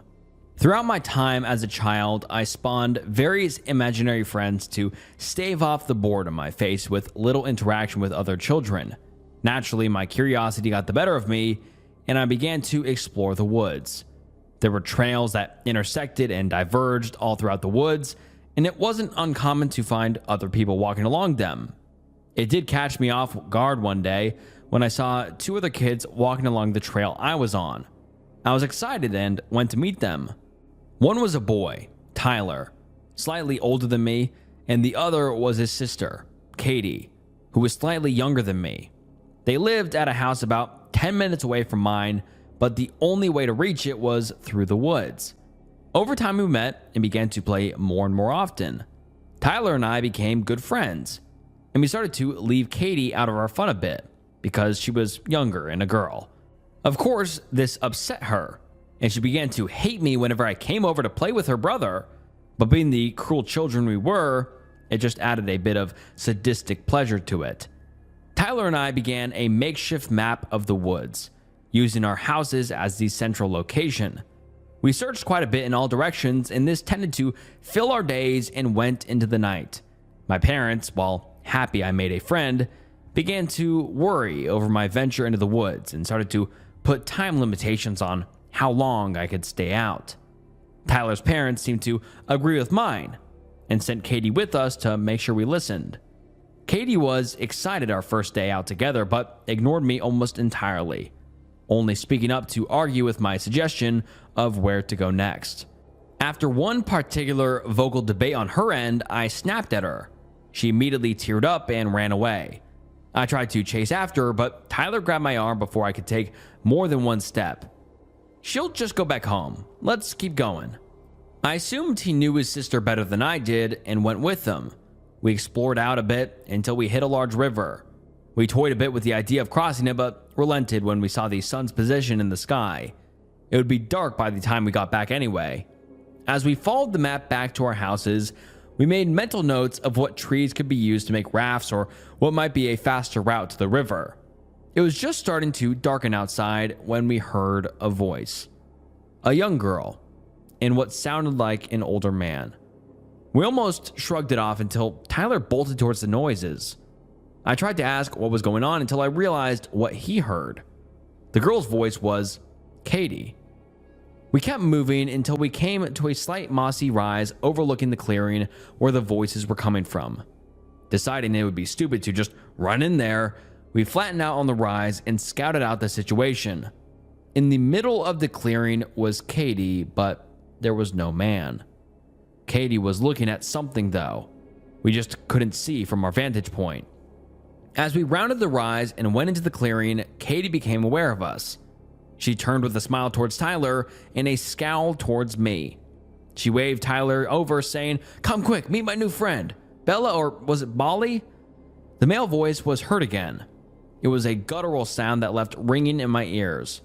Like whatever the noise was, it wasn't meant to be made by that throat. The name is not important now, my dear, but I must leave now. We'll meet again soon, I promise.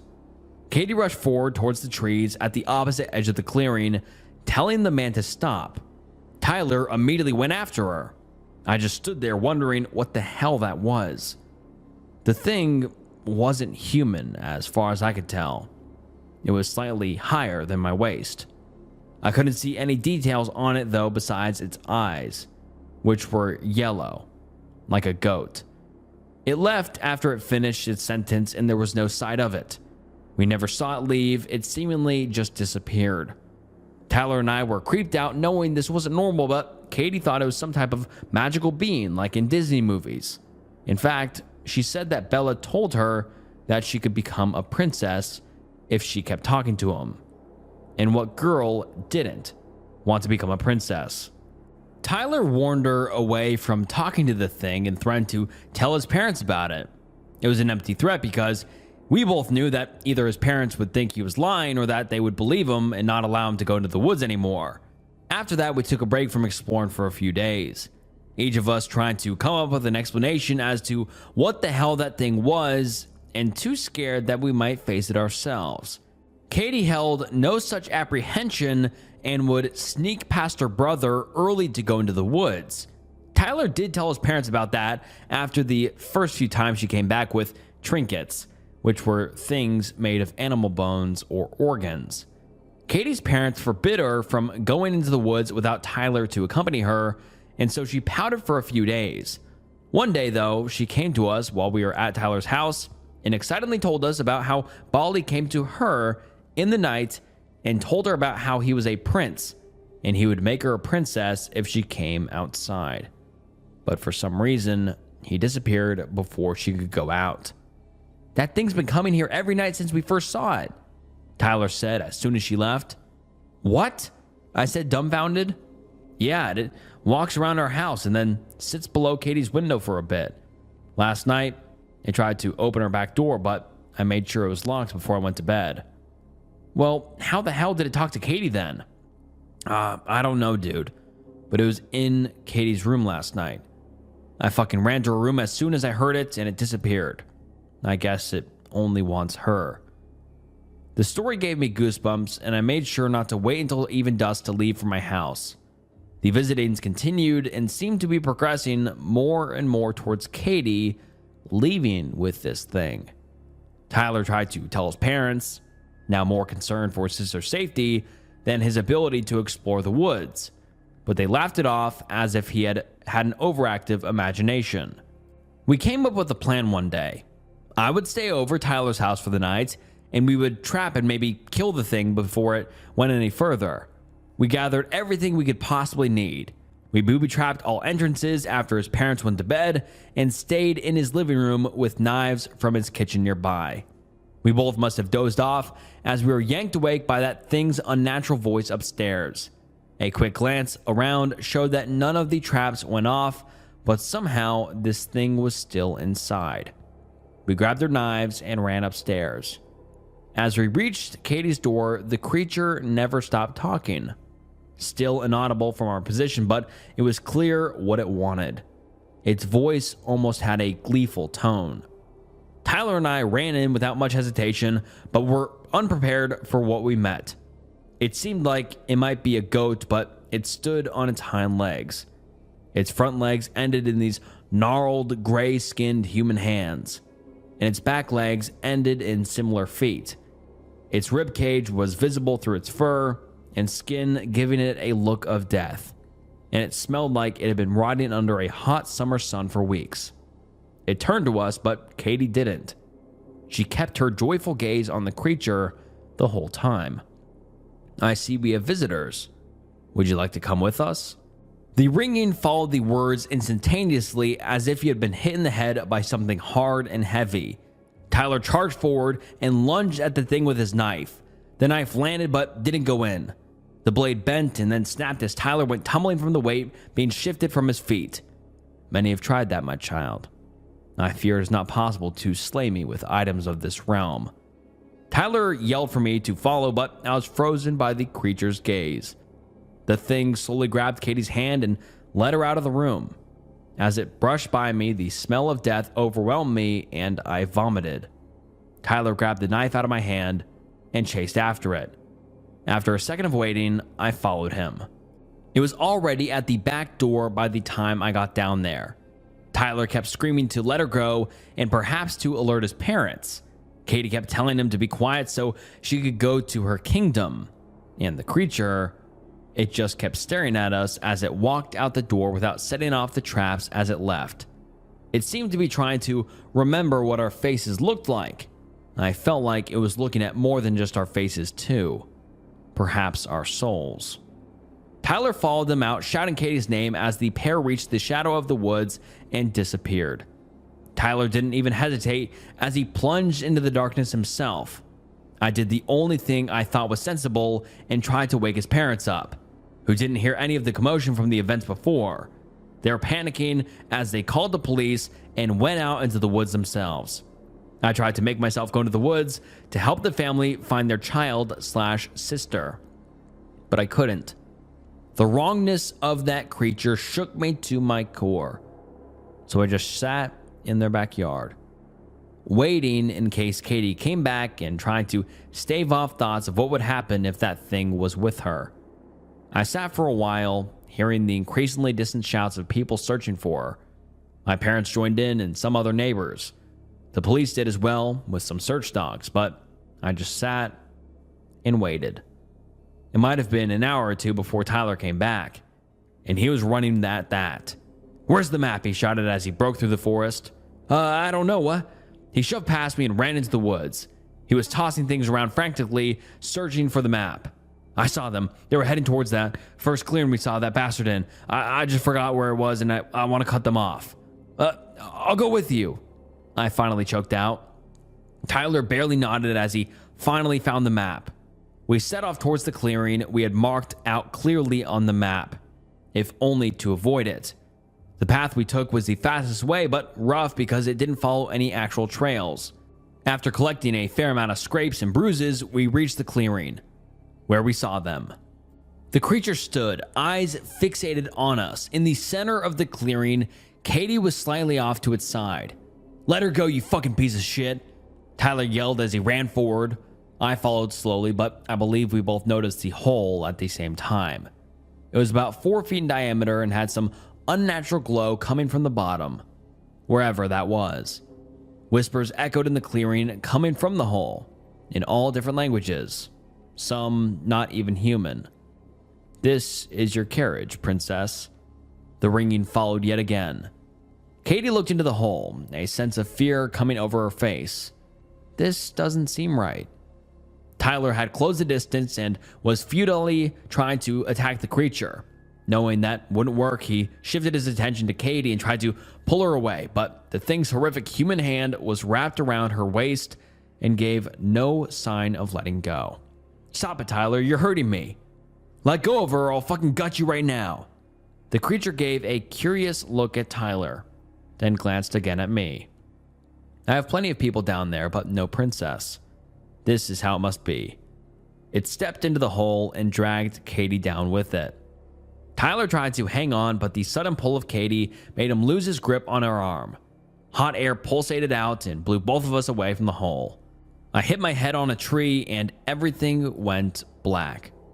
I awoke to many people in the clearing, a few hovering over me, but most crowded around Tyler, who was feverishly telling them what happened in tears.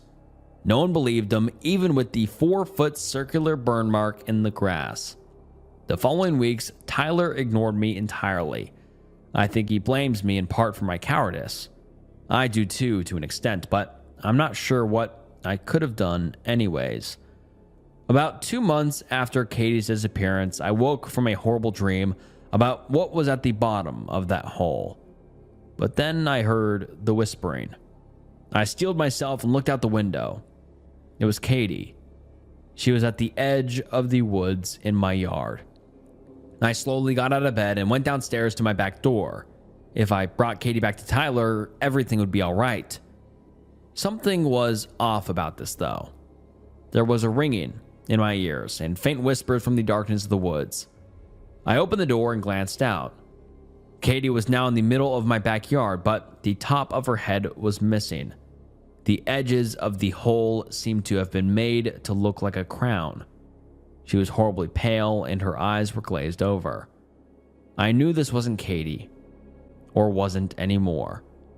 But the voice that came out was hers. "Would you like to be my subject? Only take your left limb so you can be my jester," she said with surprisingly lively glee. I was about to turn and run when I saw the eyes of that damned creature sitting in the void of the woods. The setup reminded me of a fisherman in a lure. Katie noticed my shift of attention. "Oh yeah, Belial's here. He wants you to come too. Don't worry, I forgive you for taking Tyler away from me." I slammed the door shut and locked it, then ran to my bedroom and put the covers over my head. Sleep was hard to come by that night, and the whispers never stopped until dawn. Shortly after the sun came up, there was a knock on my front door. It nearly made my heart leap out of my chest. My parents answered it. It was the police, and they were hoping to ask me some questions. "Have you seen Tyler recently?" I truthfully said no. Tyler's gone missing as of last night. The only thing we know is that there's a note supposedly with his handwriting saying he went to be his sister's knight. Do you know what this might mean? I shivered but didn't bother trying to explain the events of last night. I wasn't sure if I had imagined them myself. My parents were terrified after that and moved within a week. We moved to a suburban town in southern Georgia, and things slowly became normal. Or at least my parents thought so. When I saw the new house, I begged my parents to find somewhere else. The house was only one level, and my bedroom is level with the ground. Every night, I hear whispers followed by tapping on my window. I've never looked. I refuse to. It's been 10 years since we moved, and this hasn't stopped. I would have gotten used to it if it wasn't for the fact that last night I heard a knocking on my bedroom door, and my parents are out of town. I can't do it anymore. The trees are watching me with 3 pairs of hellish eyes and whispering my name every night. Maybe it's about time I got into comedy. And all right, guys, that wraps up some creepy 4chan horror stories. What did you think about today's stories? I thought they were very good. They were a little bit different than usual 4chan stories, and I kind of looked for some more better written ones, if that makes sense. So hopefully you enjoyed this video. If you did, please comment down below your thoughts, like the video, subscribe to the channel, follow me on Instagram, follow me on Spotify, all that stuff. And if you enjoyed this video, I'm sure you'll enjoy other videos on the channel, so check those out. And yeah, I just want to say thank you so much for watching. It means the world. And this was Snook, and I'll see you next time. Bye. Hey, what's up, guys, and welcome back to the channel. And today we're getting into some unnerving Reddit horror stories. You guys have been loving the Reddit horror stories, and I have loved recording them. I love these long story videos. They're so entertaining, scary, weird, and like the title says, unnerving. So these stories will be great, and you'll want to stick around. And I just want to say thank you so much for stopping by. It means the world. Please like the video, subscribe to the channel, follow me on Instagram, follow me on Spotify, and like and subscribe here, like I said. And yeah, this video will be long enough already. So without further ado, let's get into some unnerving Reddit horror stories. The Lady Upstairs, written by LooseAd723. After 36 years of living in an apartment complex, I can confidently attest that a night owl is the worst kind of neighbor. Being as lucky as I am, I had one of those moving into the apartment right above mine at the start of October. It was a lady who seemed to have an endless supply of worldly goods that all needed to be put into place the moment she moved in. Every single evening at 9 p.m. exactly, she would either start hammering away, drilling the walls, or pushing furniture across her floors, always managing to reach the noise level of an angry bull in heat. I've always had quite sensitive ears, so I'm no stranger to being awoken at night because of bothersome noises. There is always noise in the city, whether from drunkards singing at the top of their lungs or nocturnal critters running amok in the streets. Trust me, The sheer number of times I've been woken up by an opossum knocking over a trash can outside my house is ridiculous. The thing is, these disturbances would always be occasional and brief whenever they occurred. I could easily fall back asleep afterwards, but ever since the day that lady moved in, the night has been filled with constant sounds of her mayhem. The cacophony upstairs would go on every evening for about 3 to 4 days in a row. Then at some point, I would hear a large thudding sound, indicating that she had brought out yet another box full of stuff that needed to be set up. This routine sent me into a hellish cycle of exhaustion. I'd fall asleep late and wake up exhausted in the morning. I would then have to drown myself in coffee and go to work, hoping that I could get some sleep later in the evening. Don't tell me that I just should have confronted her. I didn't want her to think I was just some cranky old man. Besides, I don't really like confronting people. I've always felt awful whenever I've had to reprimand someone. I also didn't know her name, which I felt like would have made the interaction even more unbearable. I just sat on my couch, waiting for the commotion to stop. Suddenly, 3 weeks had passed, and she showed no signs of being finished unpacking. The seeds of chaos were planted as the clock struck 9 p.m. on an unusually hot evening in late October. An evening so hot that I had to have my windows open to be comfortable. The lady upstairs started toiling away, following her usual schedule. It was just as loud as all the other days. I twisted and turned in my bed, trying to cover my ears with my pillow, as I had done so many nights before. But this night was different. The heat mixed with my drowsiness and the sounds from upstairs all compiled into a thundering migraine. It felt as if my brain was swelling, trying to crack my head open and run away to escape the noise. I couldn't take it any longer. I sat up in my bed, inhaled all the air that I could fit in my lungs, and yelled, "Quiet!" My yelling was followed by a large thud from upstairs. She had just started unpacking another box. I thought to myself, I couldn't believe it. She had to have heard me. My yelling was so loud that they would probably heard me all the way up on the 5th floor. I stared at my ceiling, awaiting the sounds of the troublemaker and her orchestra from hell. I waited, and then I waited some more. More time passed, but there were no more sounds coming from upstairs. Maybe she did hear me. Maybe she was finally being respectful. I felt my headache subside as I lay back down. I closed my eyes, letting my fatigue carry me towards slumber. I was completely unbothered for the first time in a long time.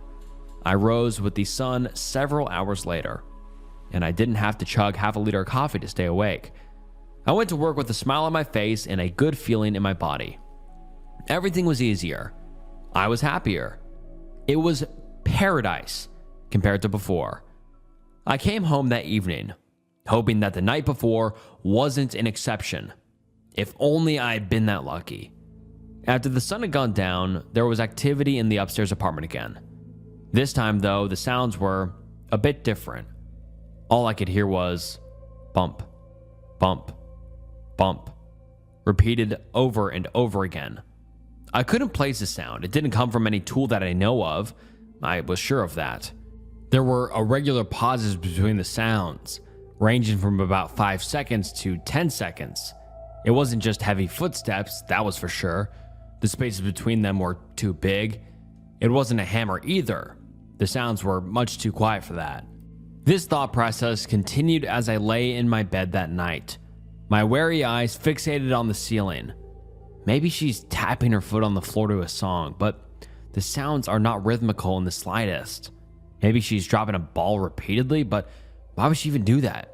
Is she a juggler? No, that'd be ridiculous. These were but some of the thoughts rushing through my head as these sounds kept resonating in the background. It was beyond the midnight hours before I fell asleep that night. When I woke up in the morning, the noises had stopped. I assumed that she had just started working on her apartment again. Throughout the whole day, at my work and when I went home, I silently prayed that I wouldn't hear those sounds from her apartment again. Even though they were less noisy than normal, there was something about not being able to identify them that just made them much more annoying. To my dismay, however, the noises had begun anew by the rising of the moon. Bump, bump, Bump. Lying in my bed that night, I was gritting my teeth out of sheer annoyance. I covered my head with my pillow again, but it was no use. I could still hear the sounds no matter how much I tried to keep them out. They made me feel as if someone was constantly poking at my brain, molding it like a piece of clay. Maybe it was revenge. Maybe, just maybe, she was mad about my yelling and was doing this to get back at me. Maybe she just wanted to drive me nuts with her antics. I tried to fall asleep, but it wasn't happening. The sounds from upstairs echoed in my head, much louder than any of the sounds that had been there in the weeks before. It was pure agony. My heart skipped a beat as my phone started ringing. I cautiously picked it up, wondering who was calling in the middle of the night. Hello? I mumbled. Peterson, where the fuck are you, man? We've been waiting for you for 45 minutes. Oh, hello, sir. I'm sorry, but my shift doesn't start till... I looked towards my window. The rays of sunlight had already broken through and cast light onto my floor. Shit. Sorry, sir. I'll be there in 15 minutes. I said as I got out of bed and hung up the phone. What followed was one of the worst days I've ever had in my life. I was a walking corpse with only one thing on my mind. What were those sounds? I eventually got home and I didn't care about relaxing. Relaxation wasn't even on my mind. All I wanted to do, and all I did, was await the sounds. I sat on my couch, staring at the ceiling, and like clockwork, the commotion started back up late into the evening. Bump, bump, bump. I couldn't take it another night. It was torture. I didn't care what she thought of me anymore. I didn't care about having to scold her. I stormed out of the door and up the stairs and pounded on the door. What is your fucking problem? The sound stopped, but I wasn't satisfied. They were going to start again. I wasn't fooled. I turned the door handle and walked inside. Her apartment was cold like night and as silent as a library. I walked into the living room, and that's where I found her. She was lying on her back at the foot of a small stepladder. She lay beside the corner of a wooden table. The corner was covered in a mixture of dried brown blood and long black hairs. On the side of her head was a crater of blood, hair, skull fragments, and brain matter. Both of her arms were mangled to the bone. A swarm of flies was nesting on her body. The windows in the living room stood open, taking in the autumn breeze and wafting away any smell of rot there should have been. As I stood there, taking it all in, I heard some skittering. I stared in disbelief as a chubby little form crept out from one of the moving crates on the floor, where it had likely been hiding from all the noise I'd made. It was a possum, currently unaware of my presence. It crawled over the body and started gnawing at the hand. Every time the possum ripped off a piece of flesh, the hand was lifted into the air before subsequently dropping to the floor, producing a light bump. I haven't slept since 2023. Written by Sad or Dead. He writes great stories on Reddit, so go check out his page. And now into the story. Growing up, I had two choices in life. I could follow in my father's footsteps as a farm equipment maintenance worker. It was a decent job with decent pay, but I always got this sense of dread whenever I walked by his workshop. It was this big, windowless building in a pale green color, and I always had this feeling that if I stayed there for too long, that place would eat me alive. So I went with the other choice in life, my mother. She was always larger than life, and she wanted me to be too. She was all about the hustle. When she and my father went separate ways, she took me and my sister across the country to Bangkok. She was the embodiment of Ot Prio Wa Kin Wan, roughly translated to endure the sourness and enjoy the sweetness later. She would take any job at any time and claw her way upward. So my sister and I turned out the same. We would work, study, and socialize. We were supposed to be everything at once: smart, strong, cultural, and opinionated. I studied computer science at night and worked delivery during the day. I got a pretty good eye for traffic, so I could make it around the city without fearing for my life. That's easier said than done. Traffic laws around here seem to be more of a suggestion rather than a law. I also did the odd job making websites for friends, family, and acquaintances. That would eat up most of my weekend nights. And finally, the one job that never paid me anything: looking out for my sister. My sister Isra worked as a club and event promoter in the inner city. She mostly worked weekends and nights, and I'm the only one she trusts to watch her back. If someone bothered her, I'd be on call. If she needed a sudden ride home, I'd be on call. I'd get yelled at for being late, or for not responding fast enough, or for 1,000 different reasons. It was by far the worst job I'd ever had. But family is family. I'd be working so much that the only time my friends would see me was when I came around to pick up Isra. They started to call me Lon or Lurk, something you would say when it's time to close for the night. I was the closing time guy. When I showed up, it was time to go home. Not the most fun nickname to be stuck with in your early 20s. When my mother passed away from pancreatic cancer in 2020, I'd just turned 21. I was put in a position where I had to support both myself and my sister economically. Sure, she pulled part of her weight too, but she was looking ahead. She wanted to work in cosmetology, especially in movies and TV shows. That would take money and time. So for a while there, I had a lot of sudden weight put on my shoulders. Studies, work, more work, and being there for Isra. I barely slept, and when I did, I'd wake up at the slightest sound. I was so used to sleeping lightly, waiting for my sister to call for a pickup, but I didn't have a lot of choices. I had to keep going, for everyone's sake. So I made a plan. I just had to make it until I was done with my studies. I looked for temporary solutions. I'd take caffeine pills, but they ended up giving me a stomach ache.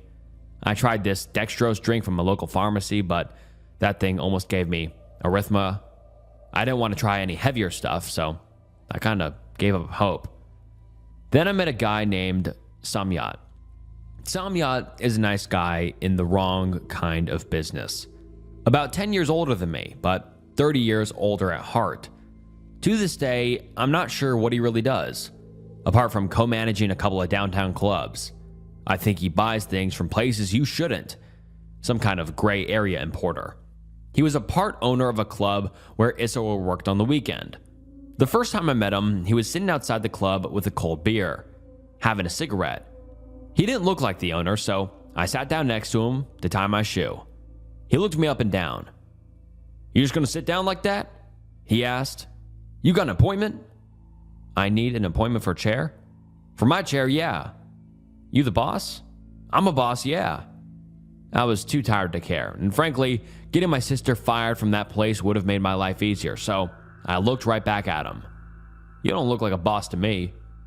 I didn't know if he was gonna hit me or hire me, but he ended up belly laughing and offering me a cigarette, so I guess I made the right choice. I would spend about 1 or 2 nights a week at Samyat's club. He'd offer me a job, but the pay was awful, and I was busy with other things. I literally didn't have enough hours of the day to work for him. I think that was for the best, though. He was a great guy to hang out with, but he must have been an awful boss. Cheap bastard. Samyat had some sympathy for me, though.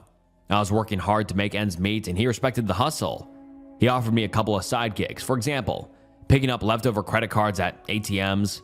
There's a kind of ATM that takes a long time for the card to come back out, so a lot of tourists think it ate them, so they leave the card behind.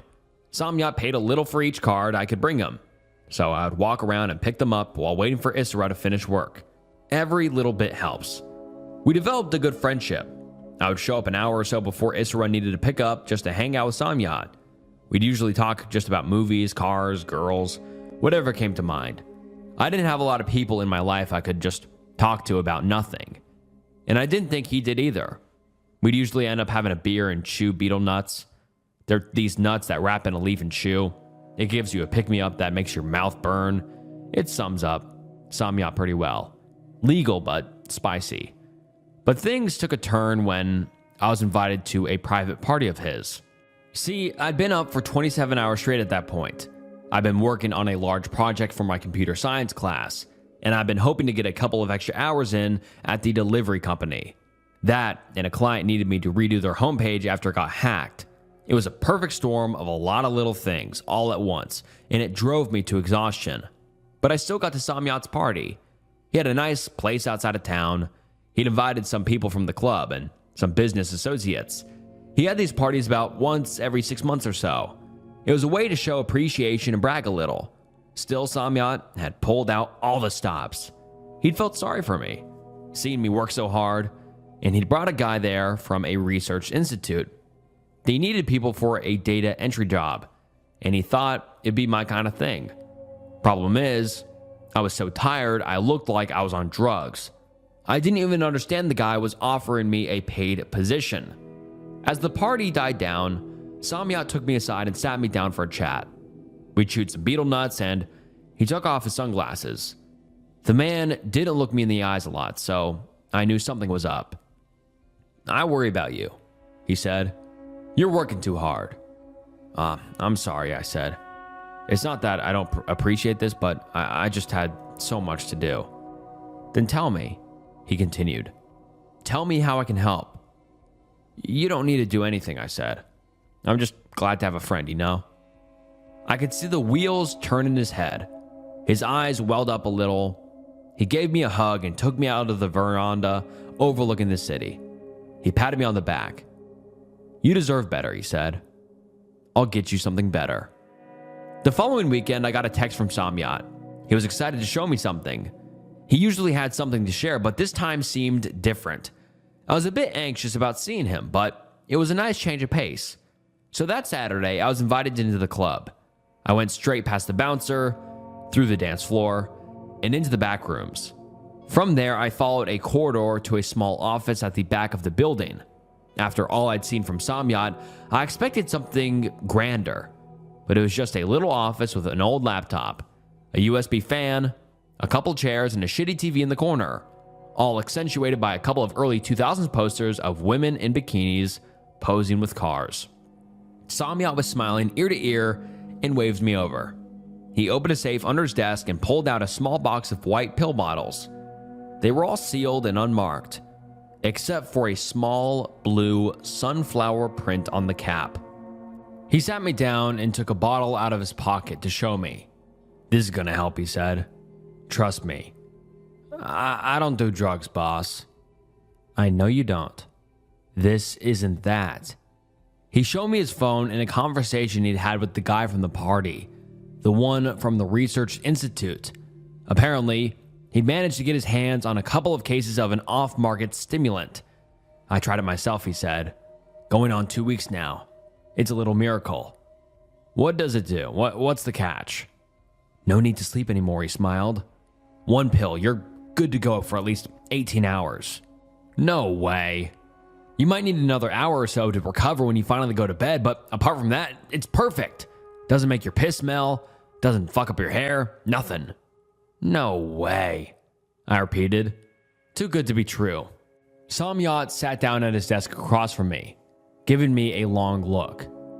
"You won't let me get you a better job," he said. "Let me get you this, as a friend." I could tell he was being genuine. You could say a lot about Samyat, but he'd always been honest with me. I swallowed my fears and picked up one of the pills. I don't know," I said. "There's got to be a catch." "Never more than 1 a day," he said, "or you'll get sick. And no more than 2 days at a time, maybe 3, but then you'll probably get a headache. Oh, and no drugs." "What do you mean?" "There's a list of things drugs it reacts with, but you don't do that stuff, so you're good." "What about caffeine?" "As long as you don't pour stuff like..." Samyat picked up a small piece of paper and looked it over, reading from the list, and then a bunch of different hard drugs, crystal, booger sugar, etc. "There goes my Friday night." "Funny," Samyat scoffed. "If you don't want it, it's fine, but..." No, I'll try one." And so I did. Taking that first pill was like breathing in after a deep dive. I felt lighter, but not high. I was just well rested, ready to take on the day. But there was also a slight chill to it, like a cold breath sweeping across my nerves. I looked at Samyat like I was seeing him for the first time. He got up and slapped his hands together with a grin. "I knew it," he said. "I knew this would be it." "How much?" I asked. "For a bottle, how much?"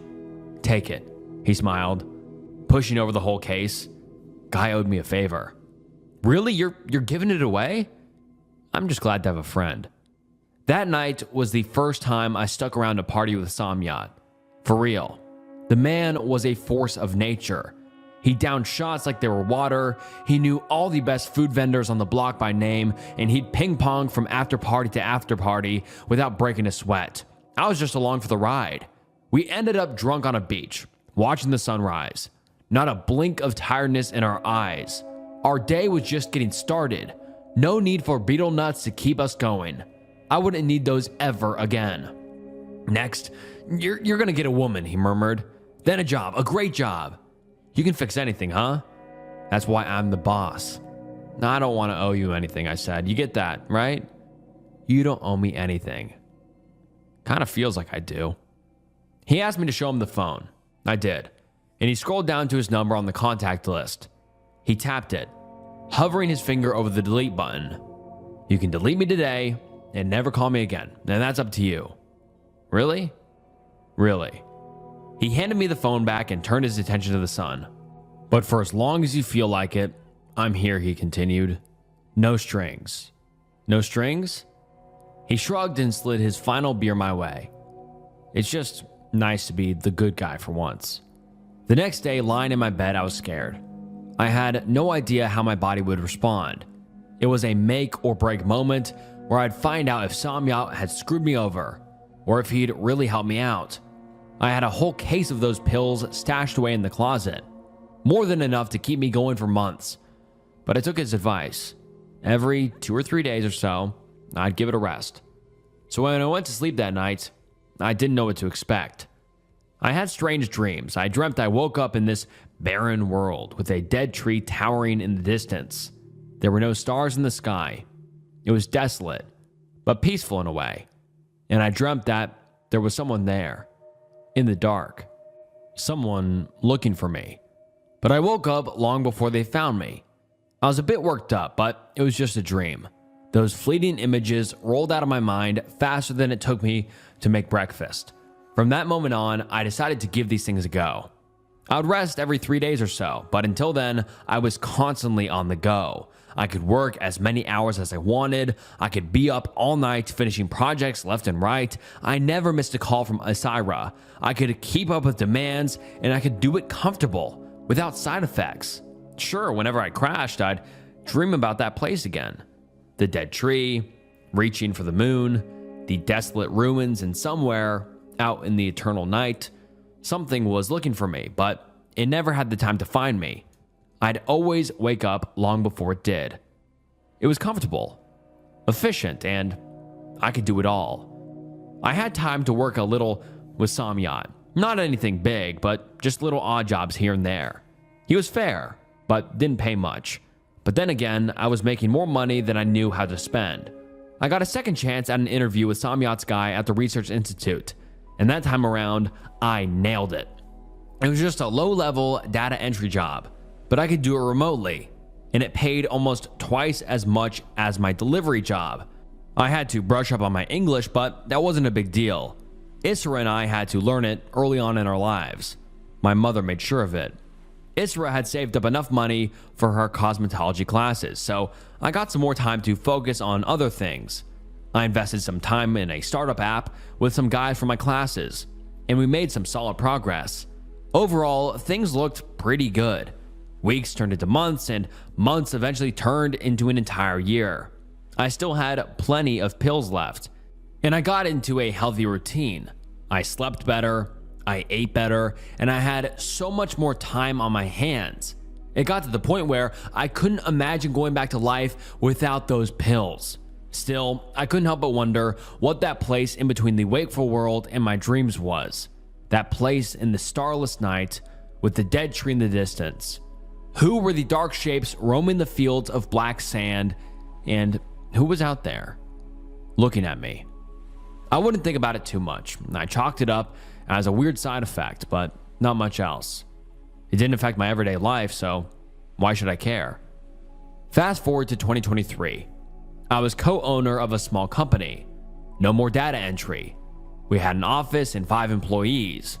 My nickname still stuck around, but it was more or less sarcastic. I was no longer the guy who showed up at the end of it all. I was the first in line.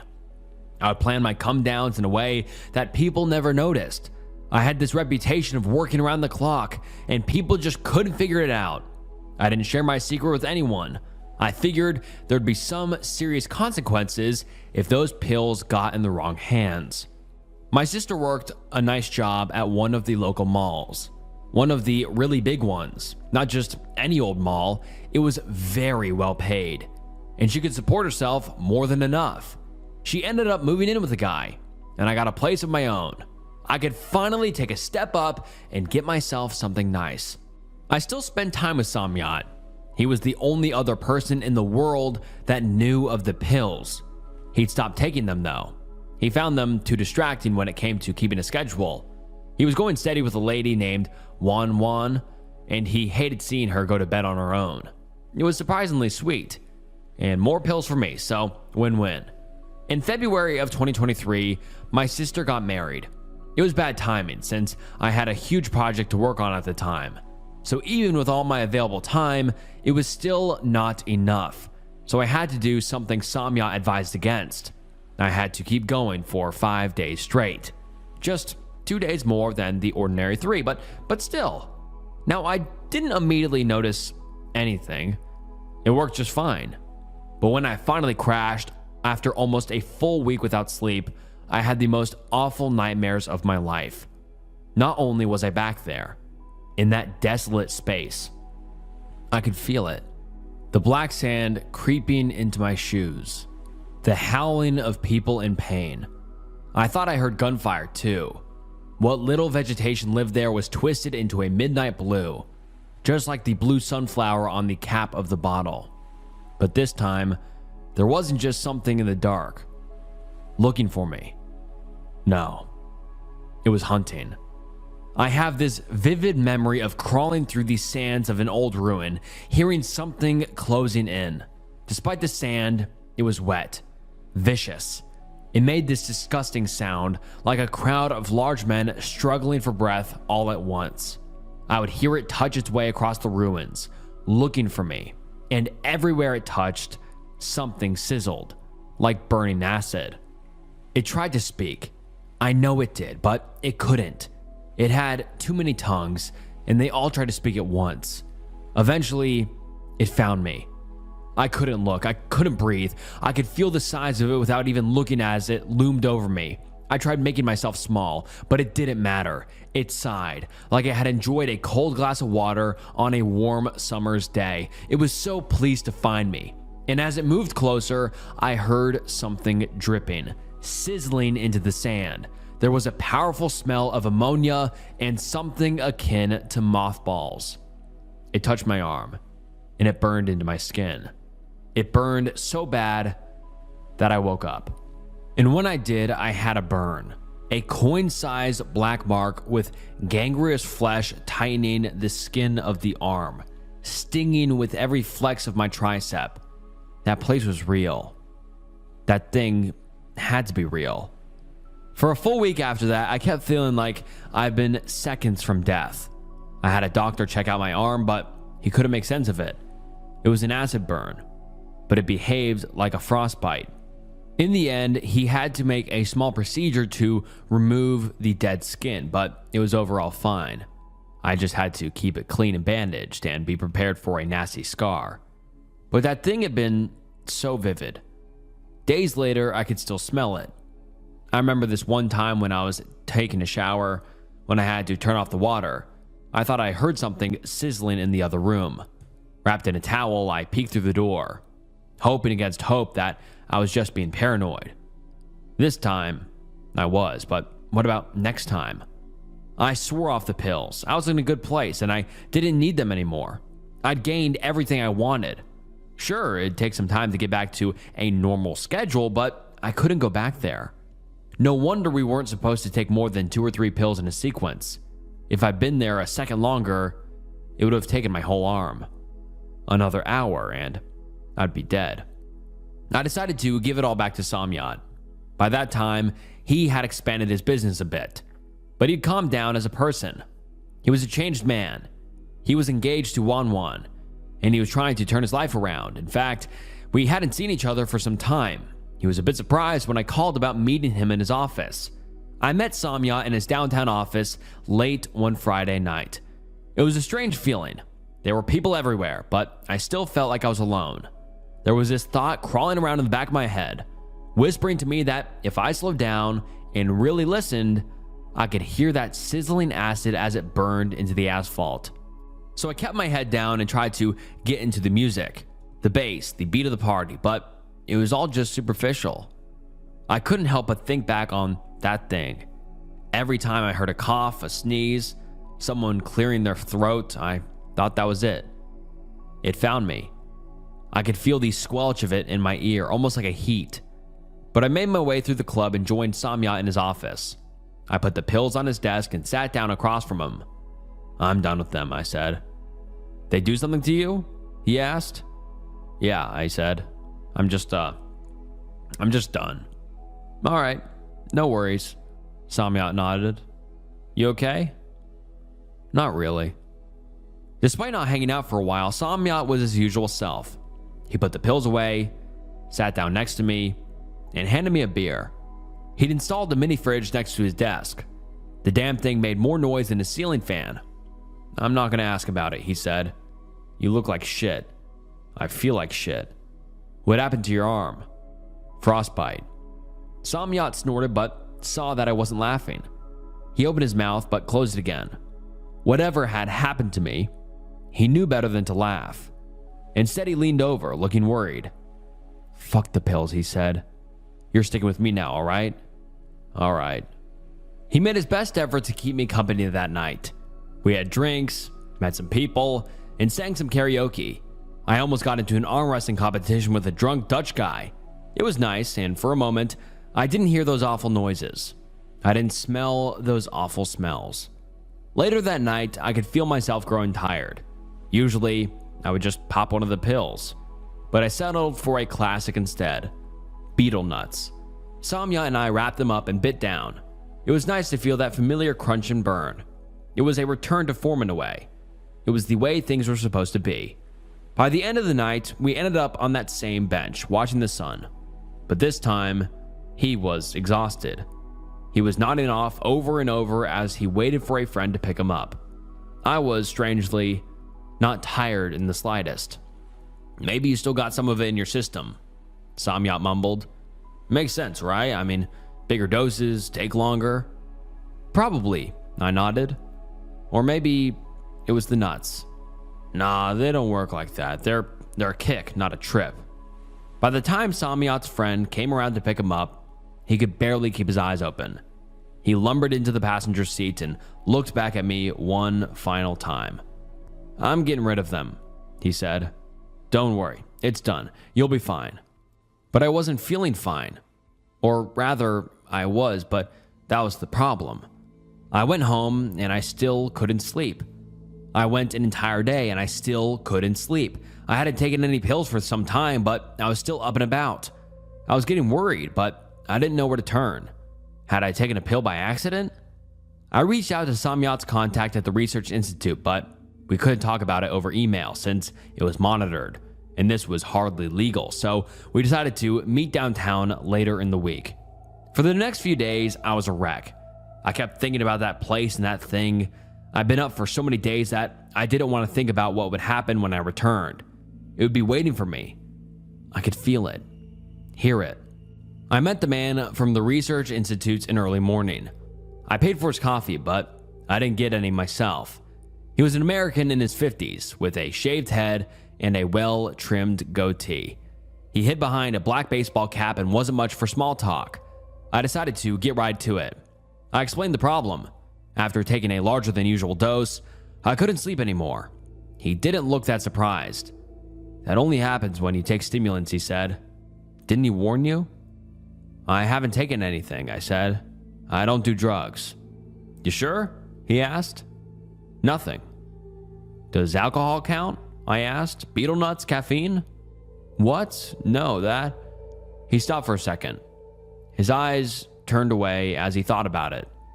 He brought out his phone and checked something, then nodded. Betel nuts, he nodded. That's high in arcoline. High in what? Arcoline. That's the first thing on the list. That's the worst one. Wait, what? He adjusted his glasses and read the list out loud. He was right. Arcoline was the first thing on the list, right there next to hard narcotics.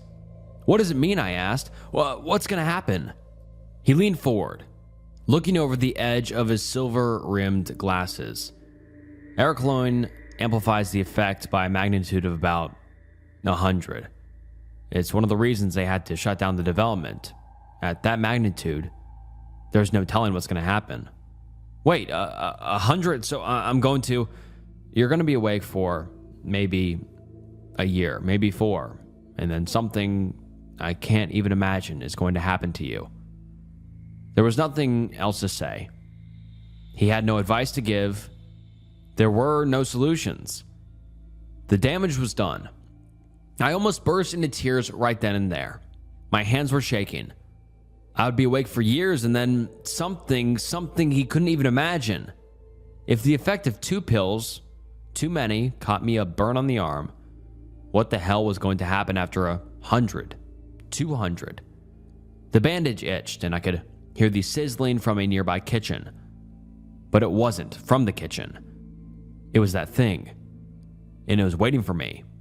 It was just a matter of time.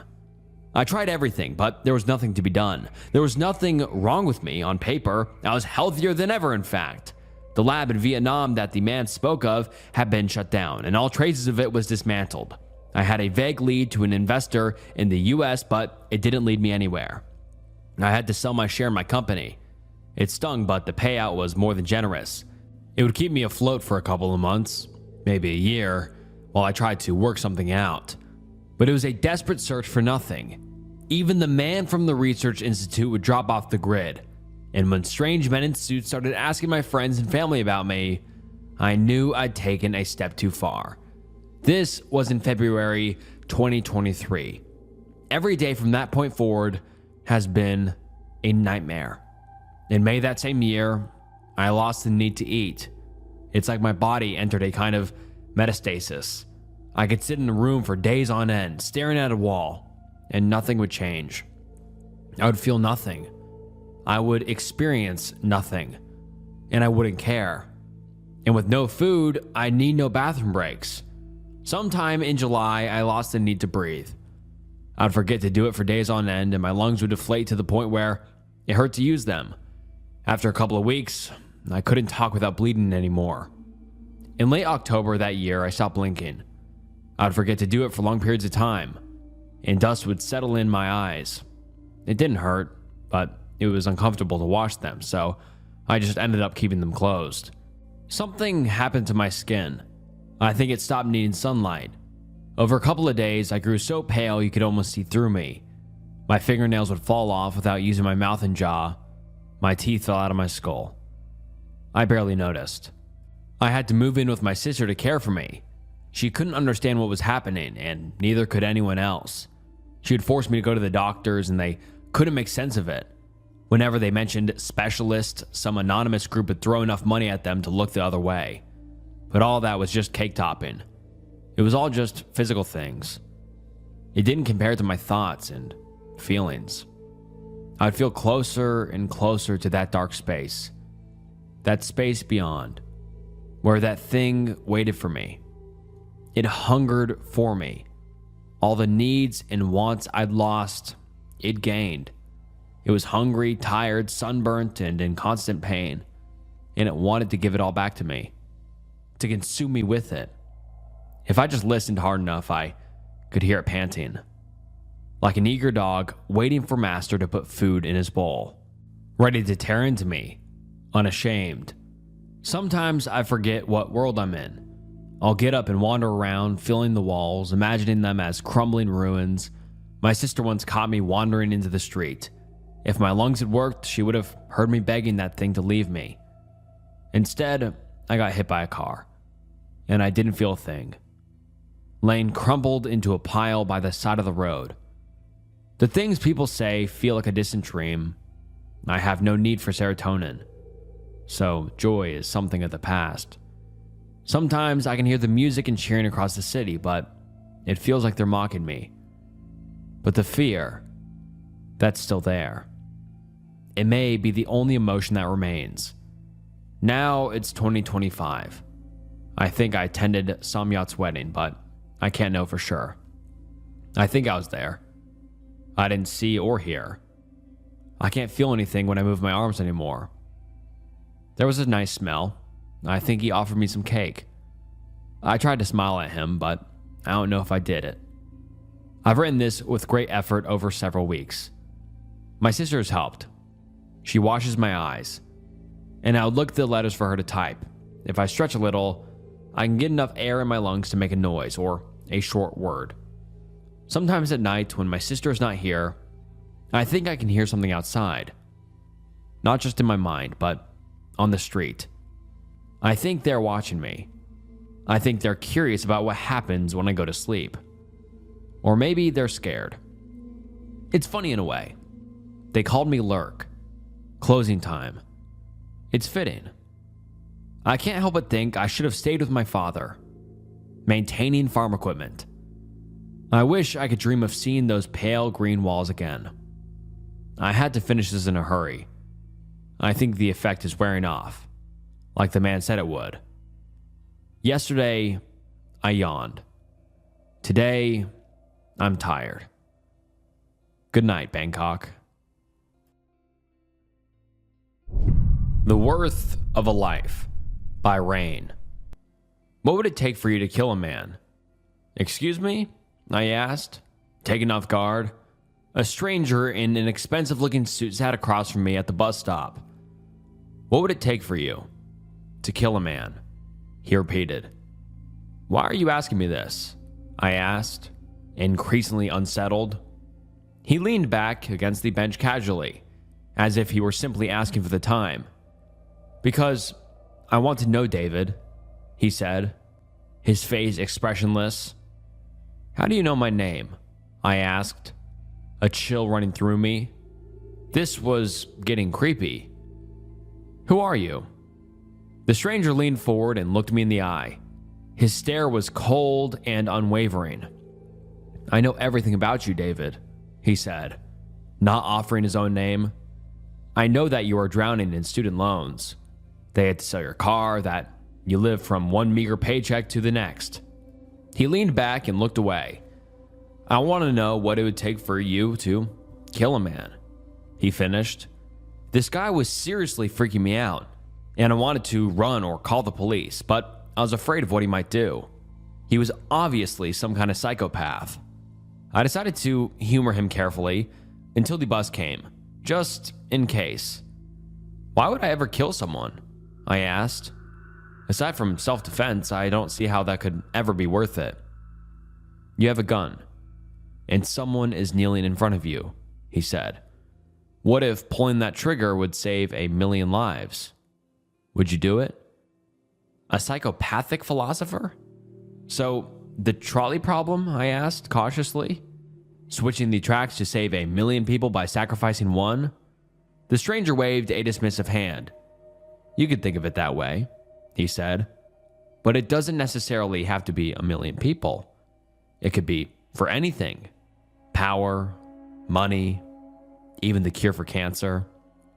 I never liked the trolley problem. It was always an impossible choice for me. I wouldn't be able to decide, I said, shrugging. Luckily, I'll never have to. He leaned forward again. But what if you do? He said. What if I make the power to make it happen? This guy is insane, I thought.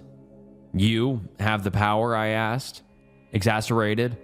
If so, why not do it yourself? Why would you make a random person kill someone to cure cancer? I can't do it myself, he replied. I'm unable to directly interfere. I can only act when someone, of their own free will, and by their own hand, provides me with a soul to do so. I leaned back and crossed my arms. Prove it, I said. Prove that you have the power to do this. Like I said, I'm unable to act, he said. However, I can tell you that when you were 10 years old, he found a frog in a secluded field. You named him Jim. You would return weekly to see him until one day he was no longer there. You had a crush on Jenny in high school, he continued. You still think about her. You want to call her, but keep putting it off. You're planning to visit your brother's grave tomorrow, he said. 2 days ago, a conversation with a coworker reminded you of him. You were going to buy flowers later today from the florist on 7th Avenue. Is this satisfactory? The stranger asked. I sat there, frozen in shock. I had never told anyone about any of that. Ever. No one knew but me. It was impossible. Undeniable proof was staring me in the face. There was no other way that he could have known. It took me a moment to find my voice. Okay, I said shakily. So you need me to kill someone? Kill one person to save others? What you kill for is up to you, he said. You can receive anything you wish.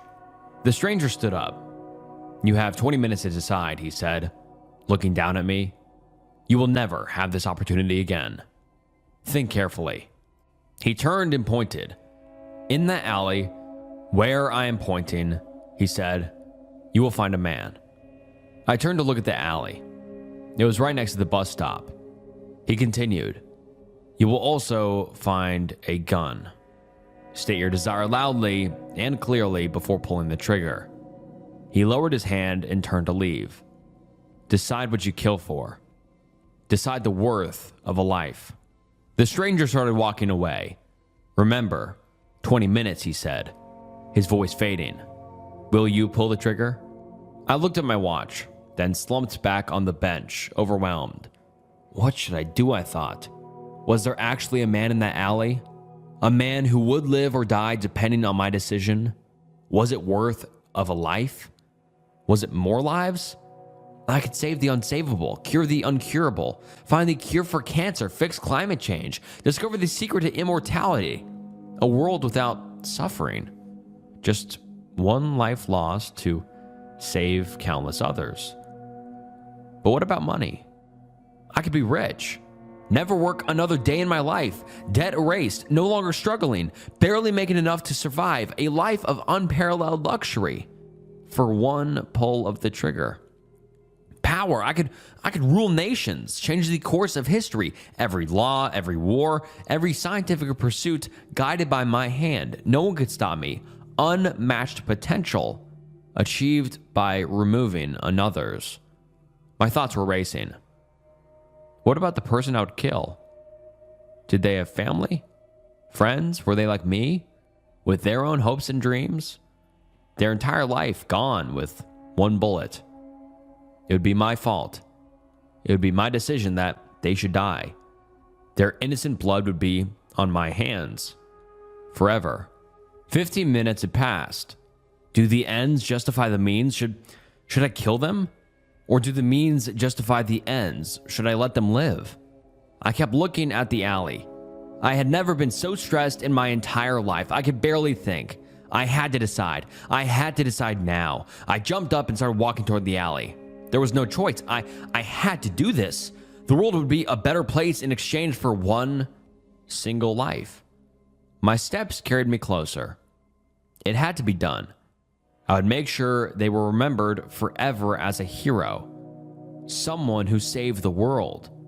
Just do it. Keep walking. My heart was aching, tearing itself apart. Get there. Pull the trigger. My legs were so heavy. End a life. I struggled to keep moving. I was almost there. I have to. 10 feet from the alley, my legs gave out. I fell to my knees. Tears rolled down my face. I couldn't breathe. I looked down at my hands. They were blurry, shaking uncontrollably. It was too much. I can't do it, I whispered, sobbing. I can't do it. I couldn't kill someone innocent, for a world they would never see. My decision was made. I would not pull the trigger. Trying to control my trembling hands, I pulled out my phone and called the police. It was clear to me now. It couldn't be measured. The worth of a life. Soon after, the police arrived. They couldn't find the stranger I'd been talking to. They did, however, find someone in the alley. Someone holding a gun, waiting for me. There's something in the forest pretending to be a person by decisive unluckiness. The bus ride out was long and quiet. I spent most of it either staring out the window or drifting in and out of sleep. I was the last one aboard after a few passengers trickled off in small rural towns. The bus suddenly came to a halt, and a distraught man got aboard.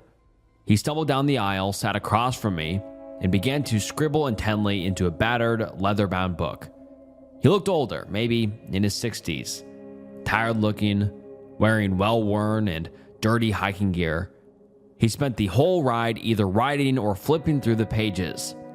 About an hour before my stop, the bus driver called out, "Rainham National Park Ranger Station." The man abruptly stood up and rushed to the front of the bus. He searched his pockets frantically, then slapped some loose change onto the fare counter before darting off without saying a word. Sometime later, the bus driver called out my stop. As I was about to exit, I noticed that the man from earlier had, in his hurry, left his book on the seat behind the driver. I figured I'd keep it safe. If I saw him again on the trail, I could return it, or I could hand it over to the rangers on my way back home. The trail was empty except for the occasional deer or rabbit darting between the trees. I spent hours listening to the crunch under my boots, bird calls, and the rustle of leaves and pine needles.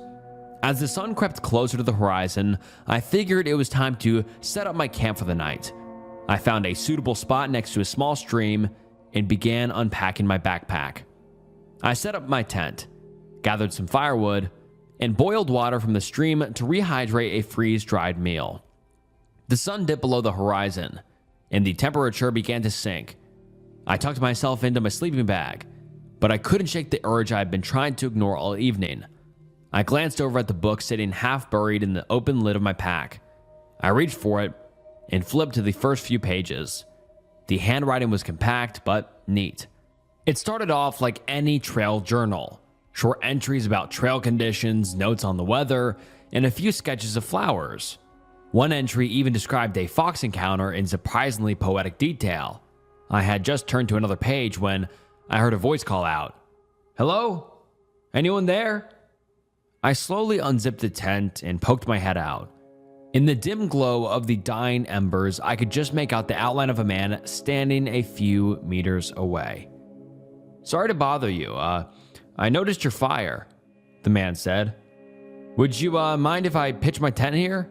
It's getting late and I'd rather not stumble around looking for another spot in the dark." Out here, hospitality felt less like a choice and more like an unspoken rule. "Sure, plenty of space," I answered hesitantly. He crouched and began to stir the fire with a practiced hand. With a few quick motions, he coaxed the embers back into a flame. The fire blared brighter than it had all evening, crackling and alive again, pushing back the shadows and fully illuminating his face. He looked to be in his 50s, nearly bald with small patches of hair clinging to his scalp, dark rings around his eyes, and an unshaven jaw. His clothes were covered in dried mud. He smiled faintly. "Hope you don't mind," he said, glancing up at me. He lowered himself onto a rock across from me and warmed his hands over the fire. "My name's Eric," he said. After a moment, "You been out here long?" I'm John. First day out here. You?" "Long enough," he replied with a chuckle. "Well, I don't want to keep you up all night." I crawled back into my sleeping bag as he pitched his tent next to mine. The last thing I saw before I drifted off to sleep was his silhouette, sitting perfectly still by the fire. "Morning," I mumbled, stepping out of my tent. A small kettle of water hissed quietly on a makeshift grate over the flames. "I didn't hear you get up." He glanced at me with a practiced smile. "Got up early and figured I'd boil some water for your coffee. I froze. How do you know I drink coffee in the morning? I recognized the acidic scent on your breath yesterday. Figured you'd want the water ready. His tone remaining nonchalant. Some habits are hard to miss. I rummaged through my pack and pulled out the small tin of instant coffee. Well, I've got some bread too if you want some. Eric shook his head. Thanks, but I've already eaten. He poured the hot water into 2 cups and I stirred some powdered coffee into mine. I reached to pour some into Eric's cup, but he quickly lifted his cup of plain, hot water to his mouth and drank it in one swift motion. Perhaps he prefers tea though, I thought. Breakfast done, we put out the fire and efficiently packed up the tents and gear. The morning light filtered through the trees, casting long shadows across the forest floor. I unfurled my map and compass and started to plot a course to the next campsite, when I felt Eric put his hand on my shoulder. I know the way, he said simply. There was no arrogance in his tone, only a certainty that left no room for discussion. The air was crisp and birds called sporadically from the treetops. Eric moved with an ease that made it clear he was more than comfortable here, navigating rocks and inclines without hesitation. We hiked for hours in silence. Curiously, Eric fell back to walk behind me, occasionally offering directions or commenting on my footing.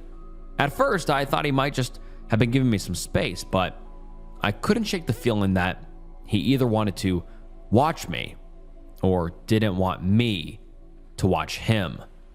The forest seemed to respond to our passage. The rustle of leaves was quieter, and the birds that had greeted the morning had gone silent. Eventually, the urge to pee forced me to set my backpack down, and I walked behind a nearby tree. When I returned, I noticed the main component zipper on my backpack was pulled down just a crack. Need anything from my pack? I asked Eric. I looked at your compass to make sure we're heading the right way.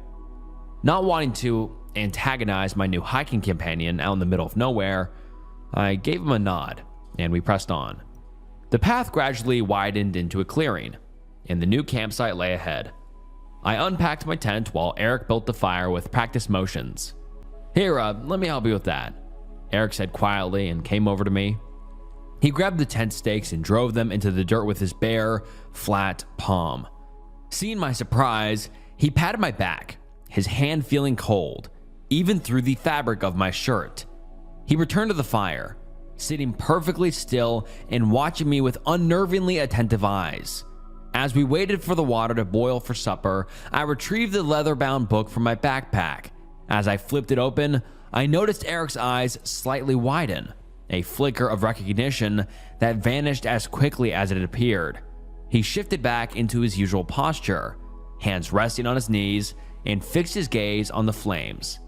Settling back against a log, I flipped to where I left off that evening before and continued to read. October 4th, 2025. We made good time to the first campsite, arriving well before sunset. A great start to our 5-day loop. Clear sky, light wind from the west. A gunshot woke me up after midnight. Eric's bag was empty. I called for him and received no response. He came out of the dark a few minutes later, said he'd had to scare off a bear lurking around the camp. We'll take a look around the area first thing in the morning. October 5th, 2025. Nothing seemed out of the ordinary around the camp. Found prints, not from a bear though. Eric's been mostly quiet. Says he slept badly. Air heavy with thunderclouds on the horizon, but the storm never came in. Trail mostly dry. October 6th, 2025. I haven't seen Eric eat or drink since yesterday morning. He waved off breakfast. At the stream, he didn't refill his bottle. At lunch, he said he wasn't hungry. Maybe he's queasy. I tried to bring up some old stories. He seemed oddly curious, like it was the first time he had heard them. Didn't add details or correct me the way he always does. Just watched the firewood collapse to coals. Otherwise, it was very humid and a full moon helped to light up the forest at night. October 7th, 2025. I woke up twice last night. Eric was still up. I don't think he noticed me. I decided to confront him this morning about his strange behavior. He just sat there, expressionless. I've noticed that his reactions always come a second too late, like he's trying to figure out how he should respond correctly. His skin looks different too. New wrinkles, a slight yellow tone, and his hair has started to fall out. My only explanation is that something might have poisoned him. October 8th, 2025. It doesn't eat, doesn't sleep, doesn't blink. There is no soul behind its eyes. It just sits by the fire and watches. I cut a hole in the back of my tent. Tonight, I'm leaving. I looked up from the journal and met Eric's eyes across the fire. For a moment, neither of us moved. Then, without breaking eye contact, he said calmly, "The water is ready." My hand shook as I fumbled with a pack of dried chicken and poured in the hot water. The plastic crinkled loudly in the silence. Eric shifted slightly, the firelight flickering across his face. He opened a small pack of chicken, picked out the pieces of meat with his bare, dirty fingers, rinsed off the sauce in the boiling water, and swallowed the pieces whole. After some time, he spoke. "These woods are old. They have stories if you know how to listen." "What kind of stories?" I asked, careful to not let my unease show. "Well, there's one about a creature that's been here longer than any map or trail. Most people think it's just a local legend, but I've seen signs that suggest otherwise."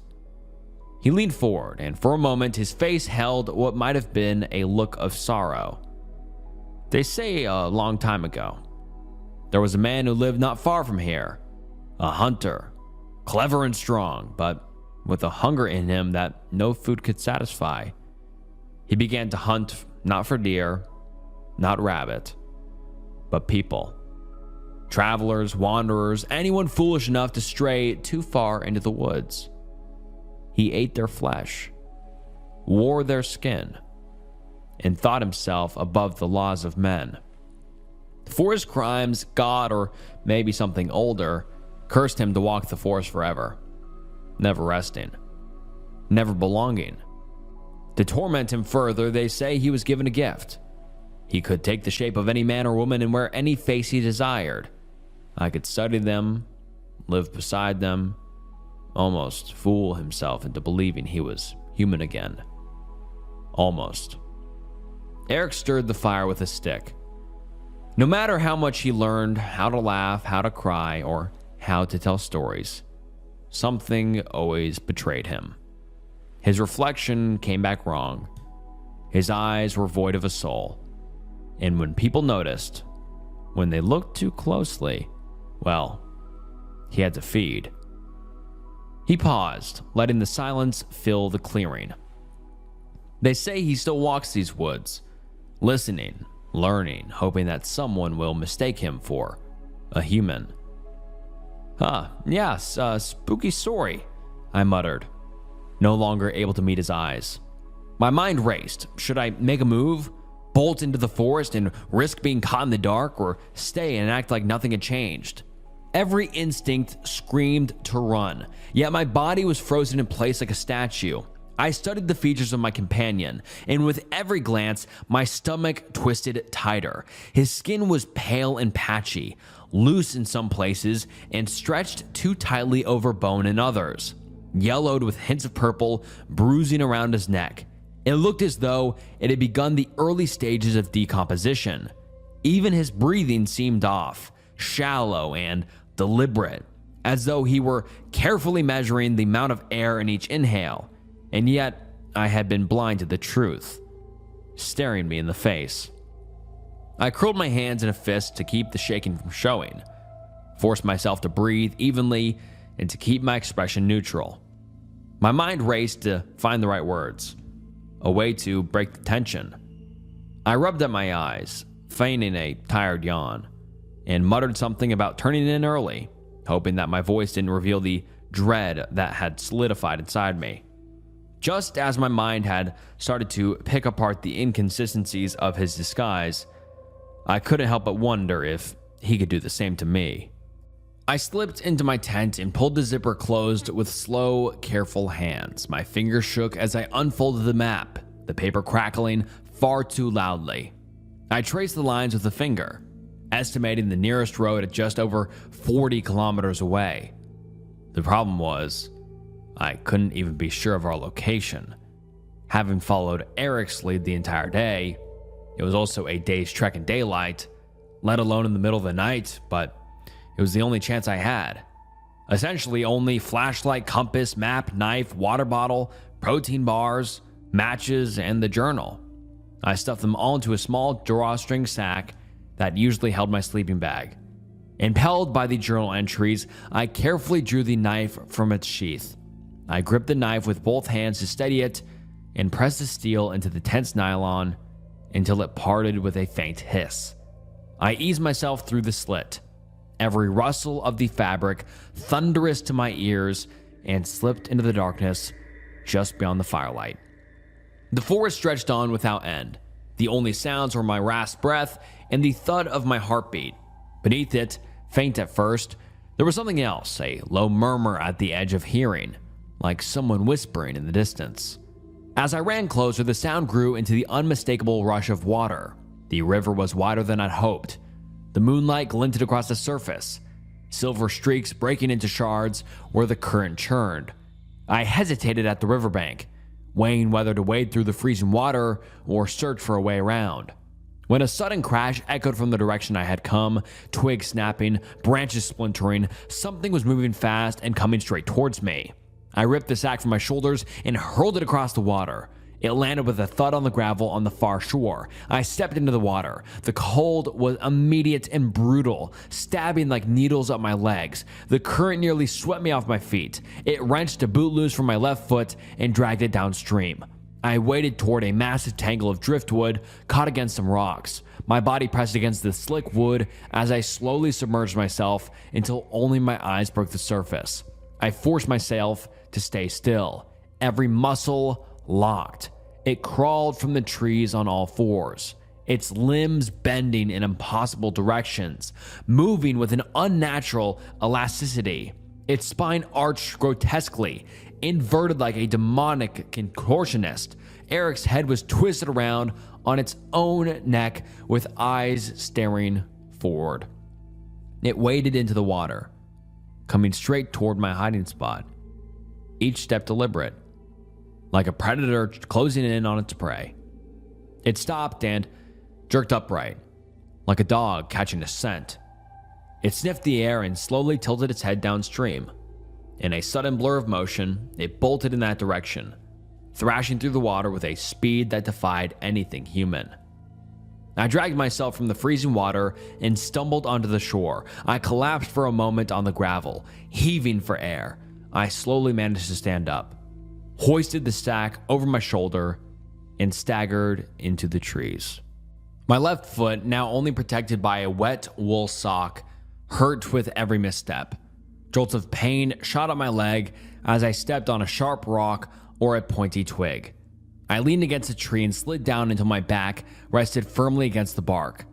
I needed warmth and dry clothing, but a campfire would likely act as a beacon to my location.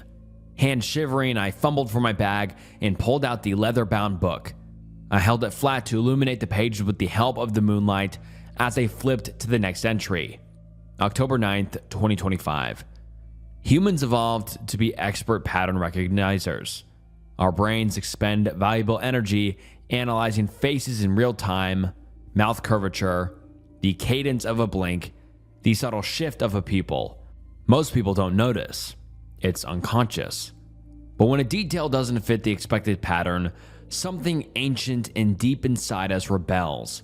It's an instinct honed over thousands of years, designed to protect us from the unnatural. If someone is reading this, don't make the same mistake I did. It has spent centuries perfecting its disguise, because it craves the only thing it can never truly be: a human. Don't break the illusion. Not for a second. Not even in your thoughts. I pushed myself off the tree, every joint stiff, and started walking. I forced my steps to be silent and careful. I waded back across the river. My destination was just a short distance away. On the riverbank, I found a trail of broken branches and followed them until I saw a faint glow flickering between the trees ahead. The campsite looked unchanged. The familiar silhouettes of the tents stood exactly where we had pitched them, but there was no sign of Eric. I stripped off my soaked clothes, hung them over a branch, and dug out a dry set from my bag. I sat down next to the campfire and stretched out my hands to feel the warmth. A shift in the air prickled the back of my neck, and I heard the clicking sounds of joints snapping back into place, one by one. I have something I've wanted to tell you. I found this book on the bus. My thumb traced the worn spine as I spoke. I think you know who it belongs to. Perhaps you could return it to its owner for me? Eric stepped out of the darkness. His neck was bruised, and the stretched remnants of his face, pulled too many ways, sagged down. Partially covering his eyes and mouth, he looked at me from across the flames, then sat down on the other side. He took the book from me and placed it on the ground next to him dismissively. He then stretched out his other hand, holding something. Found your shoe. I stared down at the dirty sock protecting my foot for a moment, then forced myself to look up to meet his eyes. Thanks, I managed. Must have slipped off your foot, Eric said casually. I was unlucky. Unlucky, Eric repeated, tasting the word in his mouth. No, you are lucky. Lucky I found it. How would we finish our hike if you couldn't walk properly? Every movement now felt like a performance under scrutiny. Every blink and every word I spoke had to seem natural, too fast, too slow, too rehearsed, and the fragile illusion I had mended for him would shatter. You should get some sleep. The last leg will be the most difficult, Eric stated matter-of-factly. Grateful for the sudden exit, I gave him a small nod and slipped into my tent. But sleep wouldn't come. I lay awake for hours, listening intently and waiting for something to happen. Morning soon arrived, and I emerged from the tent to find Eric exactly where I had left him, though something was different. The item that had kept me alive was gone. As we packed up the tent for the last time, I spotted the now blackened and gray remnants of leather and paper in the fire pit. The trail was uneven and littered with slippery rocks, wet from overnight dew. Concentrating on each careful step gave me a brief mental reprieve from the predator I could feel stalking just a few paces behind me. As I stepped out of the tree line and onto the road, the footsteps behind me abruptly disappeared. I turned and looked back into the dark woods I had spent the weekend trapped in. The only traces of him were quadrupedal prints pressed into the dirt beside my own boot prints. My mind replayed every moment of the last few days like a nightmare I couldn't shake as I waited for my ride home. The bus rumbled as it pulled away from the stop. I leaned back in my seat, the window cool against my temple, and let out a slow breath. After a while, I slipped a hand into my jacket pocket and felt something dry and brittle. Charred scraps of paper rested in my hand. The edges were blackened and fragile, but the writing was still legible. I took out my phone and opened a blank note. I'm doing my best to recount everything that has happened while the memories are still vivid and fresh in my mind. And alright guys, that wraps up some unnerving Reddit horror stories. Would you like to see more videos like this in the future? If so, please comment down below your thoughts, like the video, subscribe to the channel, follow me on Instagram, and follow me on Spotify. It means the world. I appreciate your guys' support. Thank you so much for watching to the end of the video. It helps so much. And comment down below, would you like to see longer videos, shorter videos, or this same length? I read every single comment, so please comment down below. Check out some other videos on the channel. I appreciate you guys watching. And this was Snook, and I'll see you next time. Bye.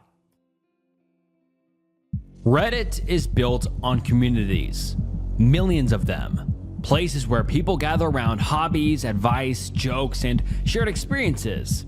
But not all communities are harmless. Some are strange, some are disturbing, and a few feel like you're watching something you shouldn't be watching at all. From a paranoid community convinced the government is watching them, to a subreddit filled with people that claim to see strange things in their skin. These are some disturbing Reddit communities. Make sure to like the video and subscribe to the channel, and let's get into it. r/Morgellons. Almost every disturbing subreddit has a signature image. For r/Morgellons, it's the fibers. And yeah, literally fibers. Tiny thread-like strands coming out of people's skin, red, blue, black, completely unexplainable. Some say they itch. Some say they burn. Some say they feel like they're moving in their skin. It's the feeling of something being there, something that shouldn't be, and no matter what they do, they can't get rid of it. They can see them, and they can feel them, but the moment they go to a doctor or try to take a photo, they're gone. If you open up the subreddit, you can see hundreds of posts of users speaking with confidence, investigating like doctors as they measure, catalog, and compare. Some claim the fibers move. Others say they react to heat, light, or chemicals. A few even say that they saw them moving with their own eyes. And what makes it even more unsettling is how normal their writing feels. They aren't chaotic rants you would expect from someone going through extreme psychological distress. They're calm, methodical. A user might describe himself spending hours extracting fibers with tweezers, only to do it again the next day, and the sensation never stops. Another user talks about losing their whole life to something no one else can see or feel. r/Morgellons is a record of a very real illness, of strangers suffering, and a place of suffering shared. But abstract descriptions only go so far. To really understand, you have to dive into one of the most popular posts on the subreddit. This is the experience of u/SevereWolverine8622. In their own words, a personal letter to my family, doctors, the CDC, and the world. Let's get into the post. The user reads, "Let me make one thing very clear.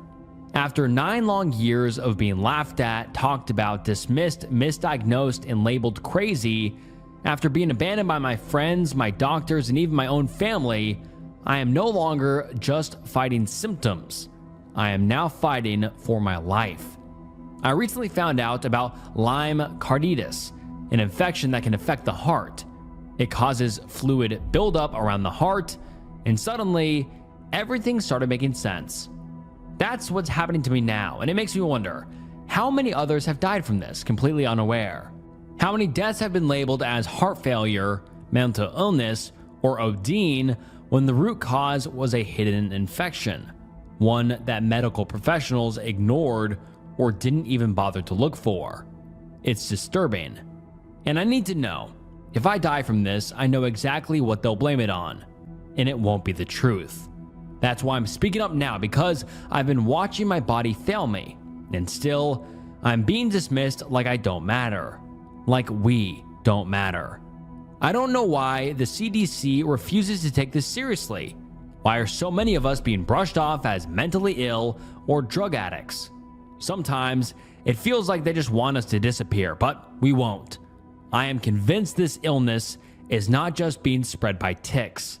There are tiny flies, the kind you can barely see, that people call by a dozen names: no-see-ums, sandflies, biting midges, fruit flies, mold flies, but they're all just different names for the same tiny biting insect.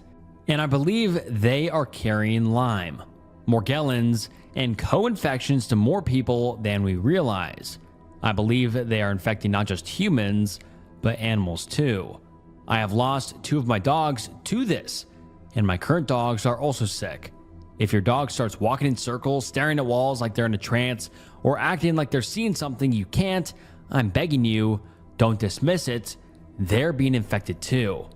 We are living in a world where even the meat we eat and the milk we drink could be coming from infected livestock. We are all at risk. Every one of us.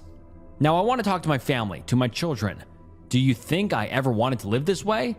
Do you think the social, confident, loving woman you knew would just become this isolated, exhausted, low self-esteem shell for no reason. Me either. But I woke up one day and I lost everything. Not because I went crazy, not because I gave up, because I got sick. Because I was bitten and my life changed forever. Can someone really go to bed sane one night and wake up mentally ill the next morning? That sounds ridiculous, and you know it. You were all younger when it started, but you were old enough to know better. And then the OP mentions a name, saying, you especially, you knew the truth. You would sneak and call me. You defended me. You told me you loved me and that you knew they were wrong about me. But over the years, you forgot me. You let people convince you that I was someone I'm not. That broke me. But I don't blame you. I just wish you all knew me better, like I always thought you did. You're grown up now. Wiser, I hope. So why won't you stop being so one-sided? Why won't you slow down and open your heart back up? Why do you all look down on me like I'm just some annoying, desperate woman? I wasn't always like this. I used to be the mother who cooked for you, cheered for you, spoiled you with gifts, protected you, loved you, and now I'm begging just to be believed. Maybe I've been dramatic. Maybe I repeat myself too much. But did it ever occur to you that maybe I'm just trying to be heard? That I'm desperate because I still love you and I need you more than ever? You don't know what it's like to be left alone with a body that's failing, to be laughed at behind your back, while your heart struggles to beat and your lungs gasp for breath. I've lost my hair. My skin has sores and scars. I've watched my body change into something I don't even recognize. I've lost my home, my income, my relationships, and almost all of my hope. And yet I'm still here, still trying, still fighting for you, still loving you. But the scariest part is, this time feels different. I can feel my body giving up. The signals are there. My organs are struggling. I can't breathe. And this time, I have no one. No one to call. No one to hold my hand. No one to tell me it's okay. And I've made peace with my death because it's a part of life. But what hurts most is knowing that I might die still being misunderstood by the people I love the most. That is the cruelest part of all. Now, for anyone listening, if you've ever called someone delusional for talking about Lyme, Morgellons, or co-infections, you better start paying attention. There are millions of people suffering, and we are growing in number every single year. More than 476,000 new cases of Lyme disease are estimated annually in the US. Some studies suggest over 1 million people may suffer from Morgellons. The most go undiagnosed or misdiagnosed. That's more than breast cancer, more than the flu in some years. If Morgellons were truly a mental disease, then explain why the number of people with nearly identical symptoms is spiking globally. The truth is, we don't have a mental illness epidemic, we have a vector-borne epidemic, and doctors are too undertrained or too biased to see what's in front of them. If ticks were the only cause, we'd need entire armies of ticks to explain how fast this is spreading. It doesn't add up unless you accept the truth. It's being spread by other vectors too. The bacteria behind Lyme and Morgellons, and then the OP lists 3 sort of bacterias. I'm not even going to try to pronounce them. And then they say, don't just cause rashes or joint pain. They invade your organs, including your brain and heart. They cause hallucinations, neurological decline, cardiac symptoms, hair loss, skin lesions, immune collapse. These aren't rare symptoms, they're patterns. Patterns shared by hundreds of thousands, if not millions of people across Reddit, YouTube, forums, and survivor groups. So if you think your loved one is crazy, maybe the crazy thing is how willfully ignorant you've been. Take one moment out of your busy day and look it up. Watch a YouTube testimony. Read a Reddit thread.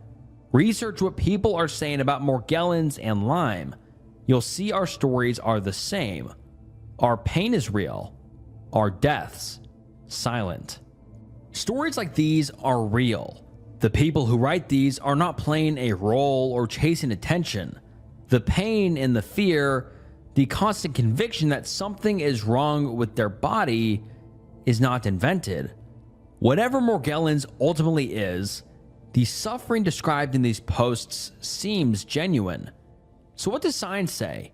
Morgellons is not well understood, but generally, doctors believe that is a form of delusional parasitosis, a mental disorder in which individuals truly think that they are being infested with parasites, insects, or other foreign objects when in reality, there is nothing. The main evidence for the theory that there is actually something growing in their skin is a set of papers that describe findings of keratin and collagen proteins that make up most of your body, like your bones and muscles, in skin samples in a small group of patients. However, most of these papers came from a single group of investigators. Furthermore, the CDC conducted much bigger studies and they found out that it was mostly just cellulose that came from cotton clothes, and there was no evidence of infection. The very first case was recorded in 2001 by a woman named Mary Leitao. Her 2-year-old son had sores and started complaining of bugs, so Leitao examined them with a tiny microscope and found red, blue, black, and white fibers growing out of his skin.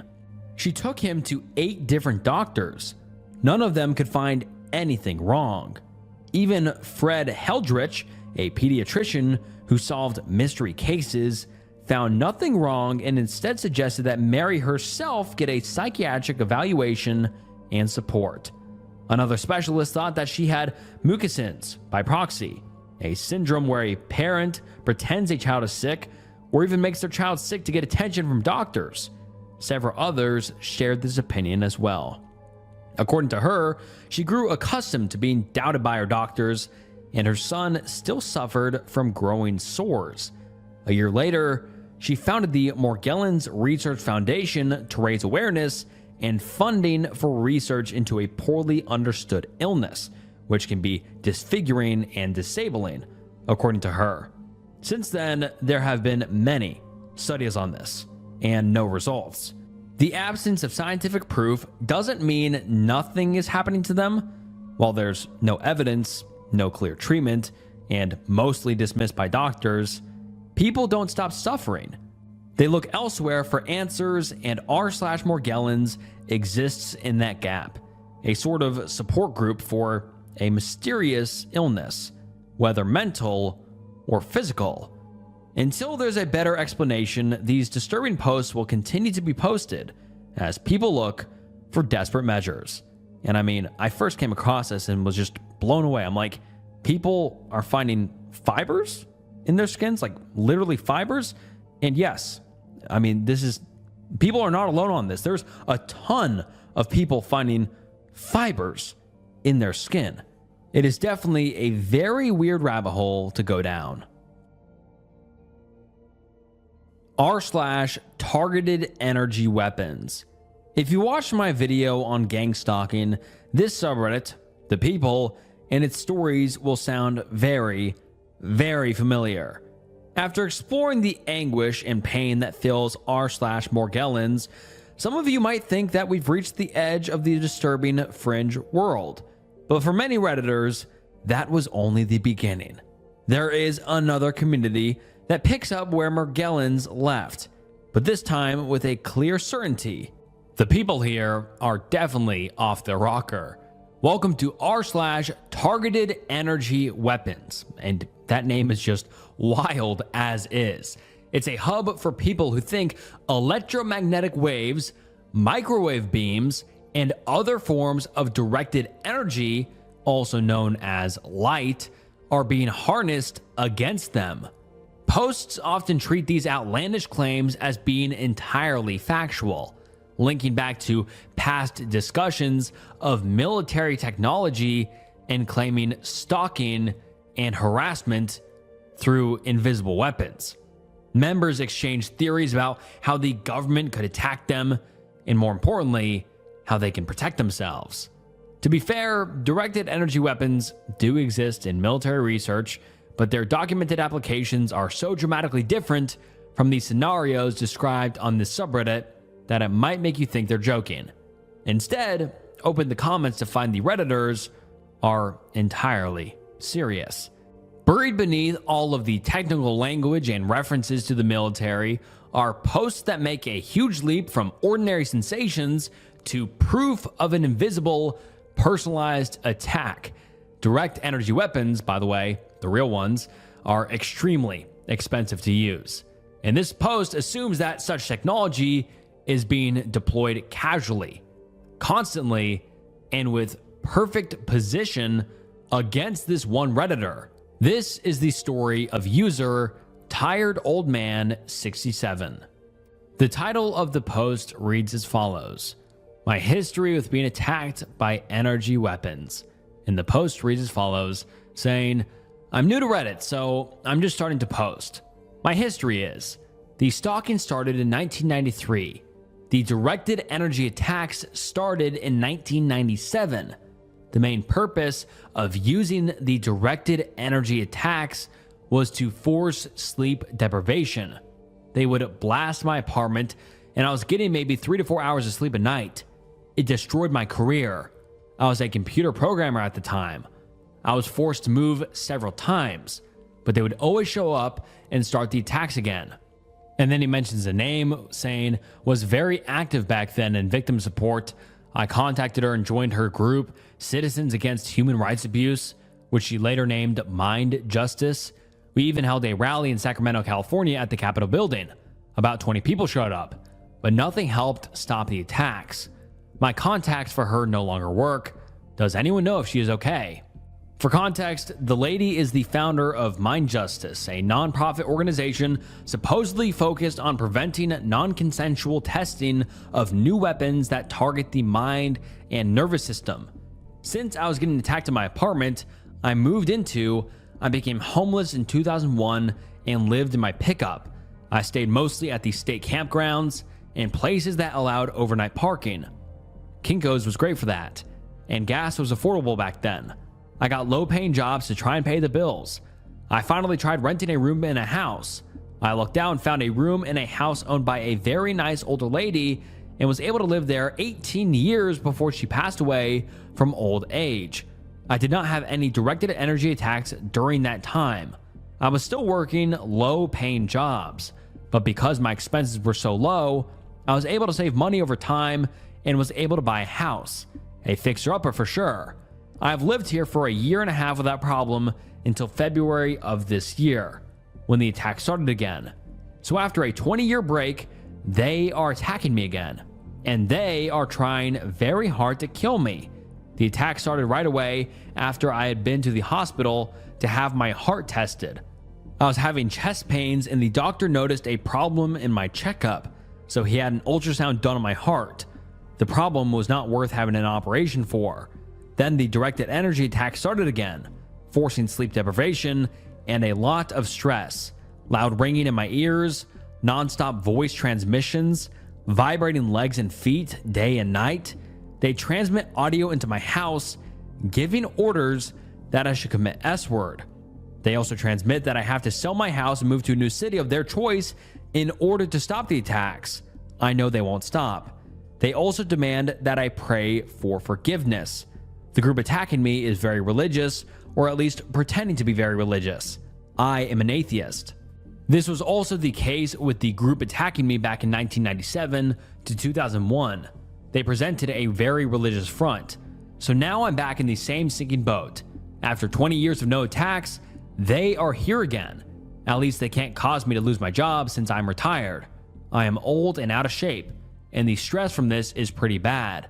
There isn't any doubt that they are trying to kill me, especially using sleep deprivation on someone with a heart problem. What they really want is for me to commit S-word. That way, they get away with what is basically murder.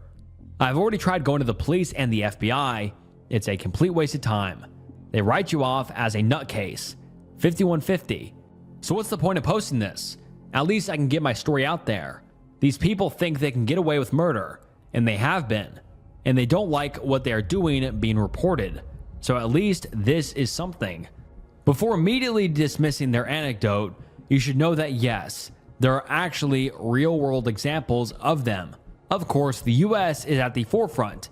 The Department of Defense has been investing heavily into high-energy laser weapons, which aim to defeat threats like drones and missiles by focusing concentrated electromagnetic energy at them. For example, Helios, high energy laser with integrated optical dazzler and surveillance, using a 60 kW high energy laser developed by Lockheed Martin that obliterates targets by melting them out of the sky. Israel was actually one of the first to deploy such a weapon, a 100 kilowatt high power laser system called Iron Beam that is used in real world operations. Still, these weapons require massive power sources, sophisticated optics, and a whole military team behind them, so it is probably safe to say that it would not be used against random civilians, however important they think they are. Furthermore, they are far from invisible, shooting incredibly powerful laser beams, so you could definitely tell when you're about to be obliterated. There are no invisible versions available to the public, anyway, and none known to be used publicly either. But yeah, this is just a hell of a subreddit to join. I mean, there is a lot of people who think the government is, like the subreddit title says, using lasers against them. It is just crazy. Yeah, targeted energy weapons. It is just a wild, wild subreddit. And it blew me away with how many people believe they are being targeted. I just didn't know there was that many people out there that truly believe this. r/runaway. After moving through subreddits filled with conspiracies and invisible weapons, r/runaway feels different. There's no speculation or grand explanations, only urgency. r/runaway is a subreddit where people ask how to leave their old lives behind. Many of them are minors. Many of them come from abusive households. Most of them are trying to make a decision that could permanently alter their lives. Scroll through the posts and you can find a window into desperate situations. I can't stay here. I don't feel safe. I don't know what to do, is the familiar title you can see. They are moments of crisis engraved in posts as they cry out for help to strangers to survive a situation they often can't fully understand. It's not disturbing because of its extremeness like our previous topics, but how real it feels.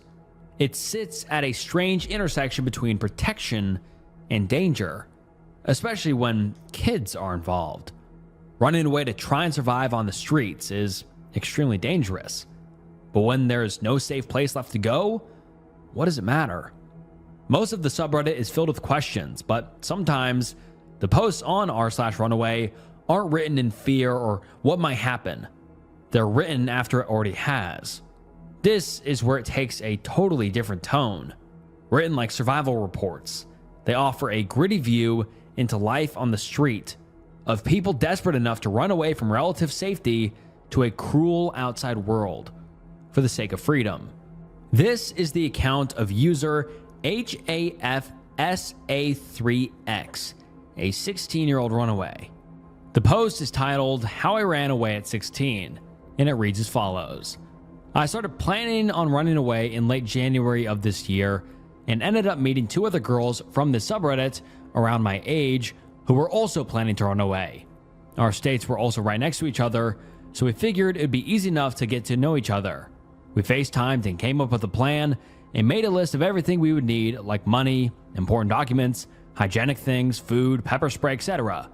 None of us were planning on coming back or getting caught, as we were all leaving extremely toxic households, so we planned for the future. We found jobs we could get on Craigslist while we were still minors, researched cheap motels, and found shelters that would take in minors around the area we were planning on staying at for a while just in case. We all agreed that I would leave my state first by bus, Minnesota to Chicago, where I would pick up one of the girls, and we'd continue on to the next state to pick up the last girl, who's 15, if I'm remembering correctly, wasn't able to ride the certain bus we were riding because of that. I've been to Chicago before and have family members there, so I knew that if everything went to hell, I'd at least have people to fall back on. We looked up and wrote down the stores that would be around where the bus would drop me off. The plan was for me to go into the CVS and buy a prepaid card and hair dye. I had over $1,000 with me from saving up, and the others were also bringing money, so money wasn't going to be an issue for a while. I would use the card to order an Uber to the first girl's house to pick her up and take her back to the bus station where I was. There, we would go into a bathroom and cut and dye our hair while we waited for the next bus to come take us to the next state over, which was the state the other girl lived in. I also bought a burner phone before running so that I wouldn't be tracked. Our plan was to train hop once we got to the other girl's state because of the fact that she couldn't take the bus and we knew we couldn't stay in her state or we'd definitely get caught.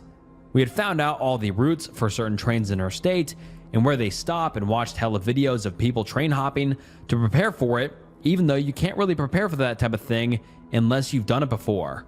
The day I ran away, I wrote a note explaining why I ran away and put it somewhere my parents wouldn't find immediately, but the police would find it if they searched my room or whatever to figure out what happened to me. I waited for my parents to leave the house, then I ordered an Uber to the bus station. I took with me a backpack and another small backpack with wheels. I had already ordered the ticket online and picked it up at another location, so the only thing to do was wait for the bus, which would come in a few hours. Police arrived to the station while people were boarding the bus and getting their tickets checked. Obviously, I was scared shitless because I knew they were probably there for me, but I didn't know how they were there or how they knew where I was. I tried to blend in as best as I could. Right before I was about to board the bus, one of the officers came over to me, and yeah, you can guess it, what happened after that. The police made me go home. Turns out my sister found my letter and snitched to my parents about it. She also overheard me talking on the phone about taking a bus to Chicago, which is how they knew where I'd be. Obviously, my parents were beyond livid, and I don't even want to talk about what happened when I got home because it was the most horrible experience. When I got home, I immediately ran to the bathroom and texted the other girls what had happened. They weren't able to wait for me to run again because their situations were urgent and they had to leave the next day. I know they ran away by themselves after this, but that's the last time I ever talked with them.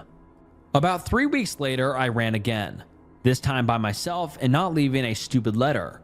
I packed the exact same things as before, but this time I wasn't going to take a bus. I basically rode my bike a few miles and paid multiple people to drive me further and further. Thankfully, none of them were creeps or anything. I was able to hitchhike my way to Milwaukee, Wisconsin.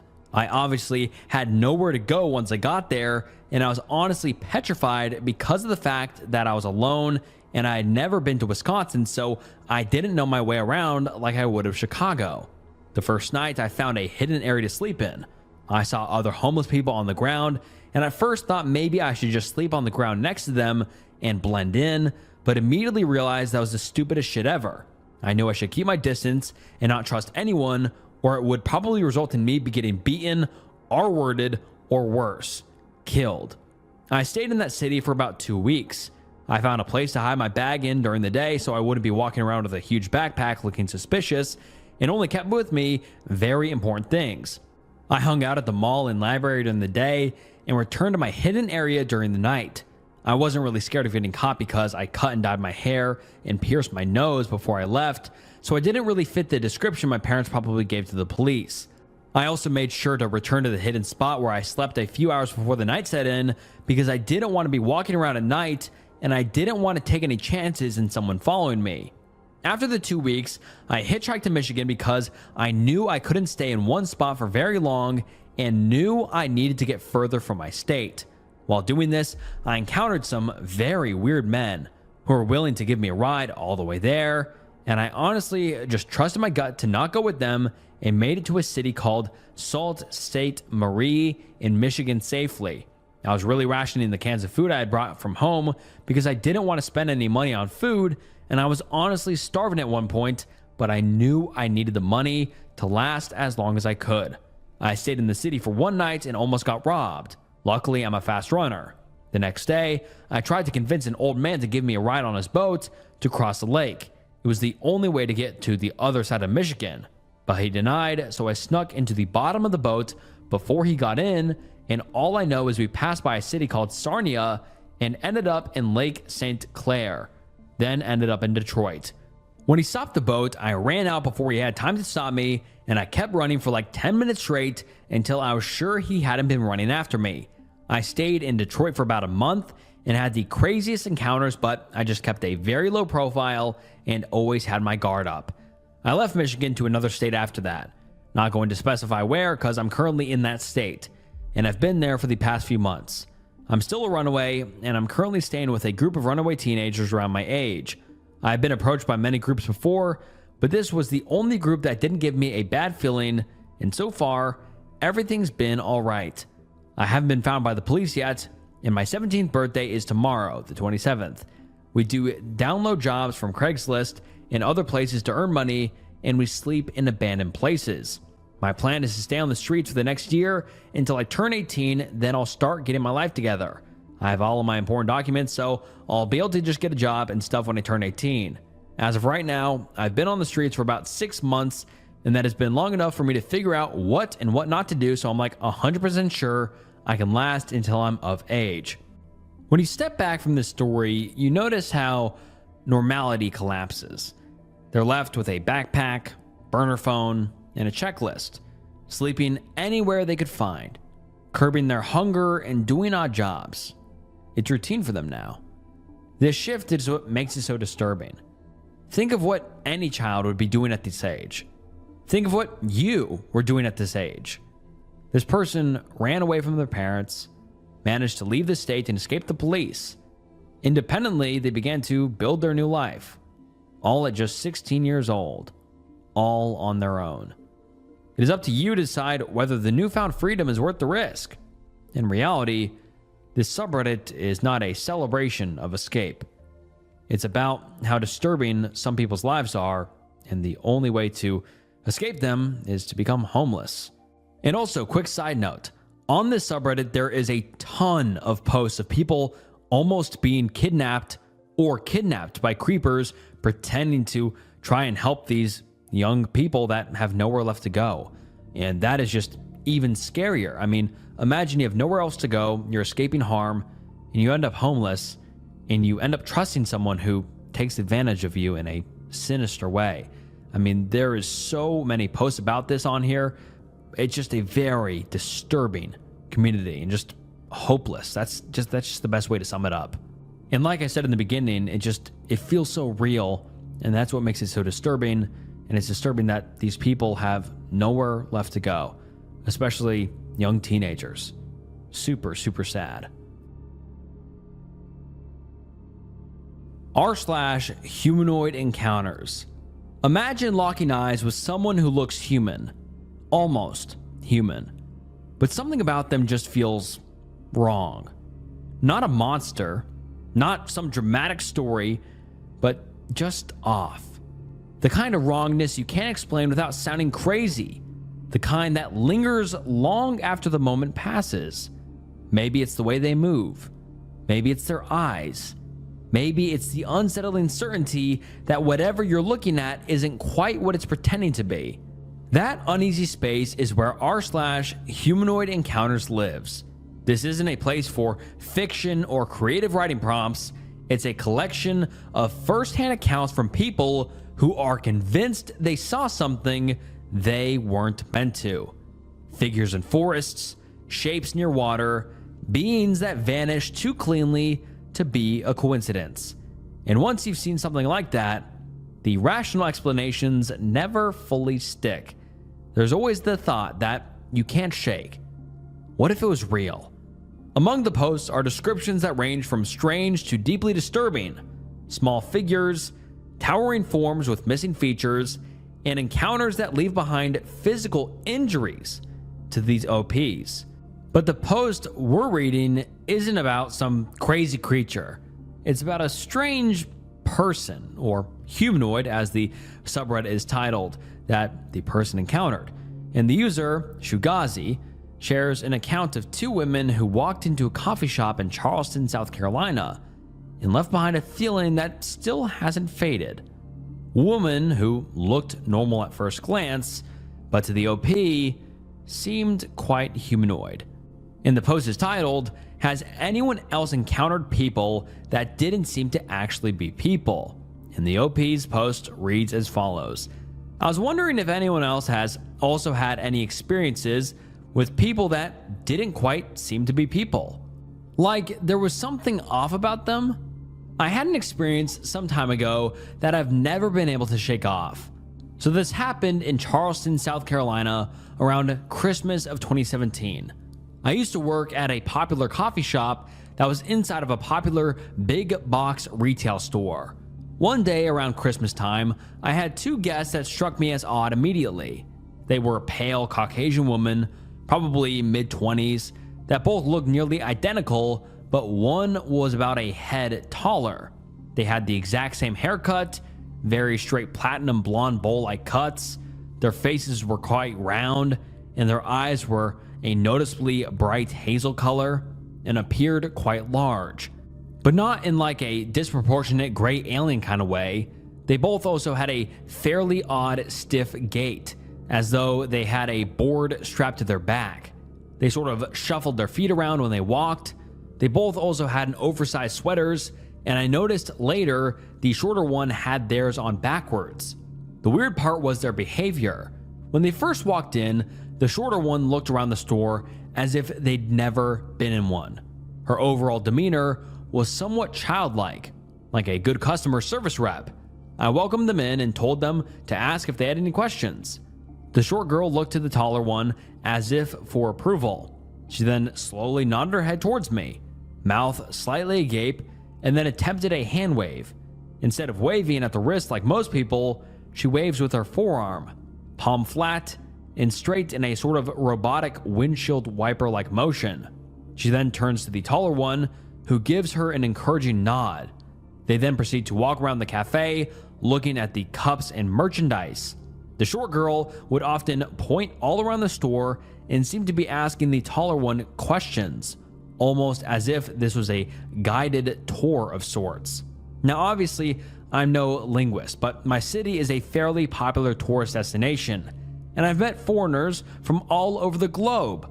Even if I don't recognize a specific language, I can usually estimate roundabout where it may be from, whether it's Germanic, Slavic, Middle Eastern, etc.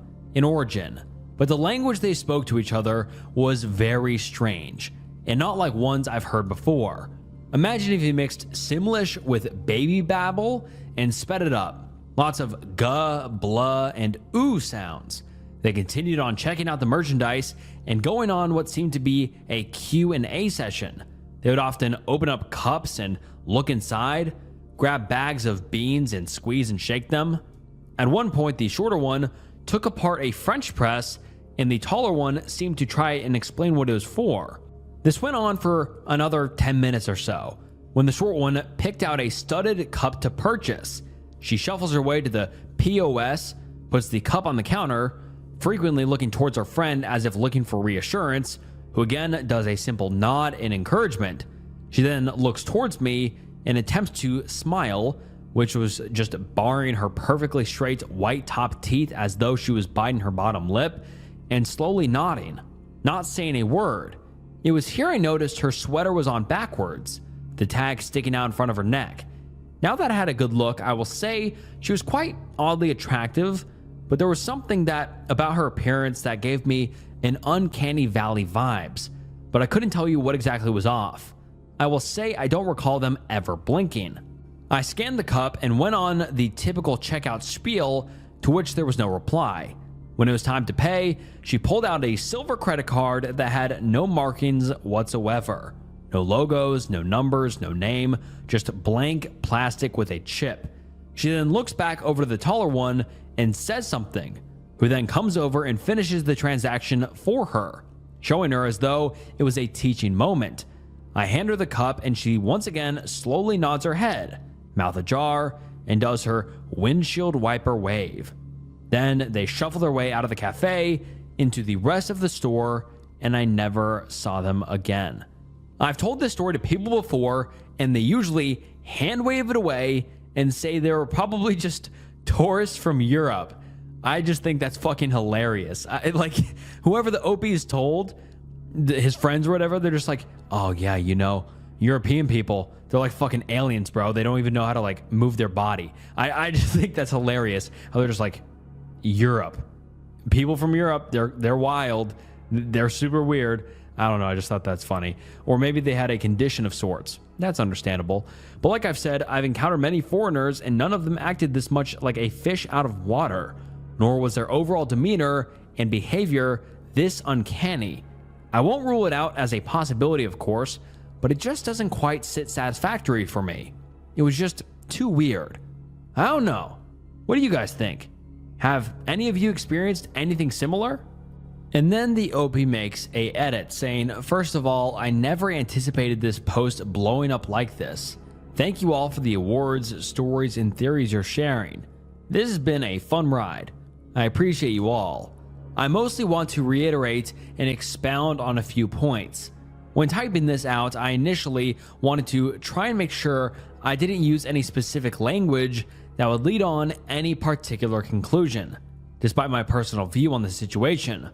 I wanted to keep it as neutral as possible and allow room for speculation and discussion amongst y'all, i.e., I didn't want to come out and say, yeah, they were totally aliens, when there could have been another explanation. But I think in doing so, I undersold how weird the situation really was and why I felt it was worth sharing. So here's a few slightly more in-depth details. I mentioned how they were practically identical. They were exact age, exact complexion, exact hairstyle, exact same overall presence and demeanor. There were only 4 differences I noticed. Their height, the sweaters they were wearing, the taller one's nose was slightly more sharp and angular, and the shorter one's speech was faster. I've seen people mention that they were a mother/daughter or caretaker/patient situation, which is simply not possible unless they reproduced by mitosis. Twin sisters? For sure, that could work. I mentioned that their eyes seemed big. I know I said it wasn't as disproportionate as a gray alien, which is true, but I should have emphasized that they still appeared much bigger than they should have been. I mentioned in a comment below that their skin was absolutely flawless and clear. No scars, creases, blemishes. I couldn't even make out any visible pores, like wearing in an Instagram filter almost. Their complexion had almost ethereal quality to it. I mentioned how they would point around the store and seem to be doing a Q&A. I should have emphasized that they pointed at nearly everything, from the signs on the board, the equipment behind the counter, the shopping carts, even the automatic sliding door at the front of the store. It really reinforced the idea, the short one at least, hasn't seen a place like this before. As for the autism angle I've seen mentioned, I've already made a comment below, but in short, I never got the impression that this was the case. I've met and interacted with plenty of people on the spectrum before, language barrier or not, and not once had any of them made me think, yeah, I'm not sure if this person is human. This situation was different. That said, due to the nature of autism, there is always the possibility I'm wrong. And that's about all I feel needs any more emphasizing at the moment. I might update again if I see another point I feel should be reiterated. Very late update. I came across this image online just now and nearly shit my pants. Give this lady a bowl cut and make the chin rounder, and it's basically an exact match to the ladies I saw that day. And then he attaches a picture of this lady. I'm unsure if it's photoshopped or not, but it's pretty, uncanny. And then the OP says, it should be worth noting that the original image is attributed to a Photoshop artist from back in 2014 or so, but since then it has been to spread by UFO enthusiasts as a mock-up of a plebeian, which I don't think was ever the original artist's intention. Nevertheless, the resemblance was just so uncanny, I had to share. And r/humanoid encounters is filled with similar encounters like this, whether it's someone like that, very uncanny, or skinwalker encounters or Wendigo encounters, of all these things. And the subreddit is not meant for fictional accounts, so I just have to kind of believe a lot of these people. I mean, there definitely could be something out there. But what do you guys think? Do you think there's humanoids out around us, or these guys are just a little bit cuckoo, like some of the previous subreddits we got into? But these subreddits are super interesting, and this was the first installment of the Disturbing Reddit Communities. Would you like to see another installment in this series, or would you not? And did you enjoy this video? If you did, please like the video, subscribe to the channel, and follow me on Instagram, follow me on Spotify. And I just want to say thank you so much for watching. It means the world. And if you enjoyed this video, I'm sure you'll enjoy other videos in the future. And comment down below what subreddit you thought was most interesting. I thought r/targeted energy weapons was just the craziest, but what was yours? And yeah, like I said, thank you so much for watching. It means the world. And this was Snook, and I'll see you next time. Bye.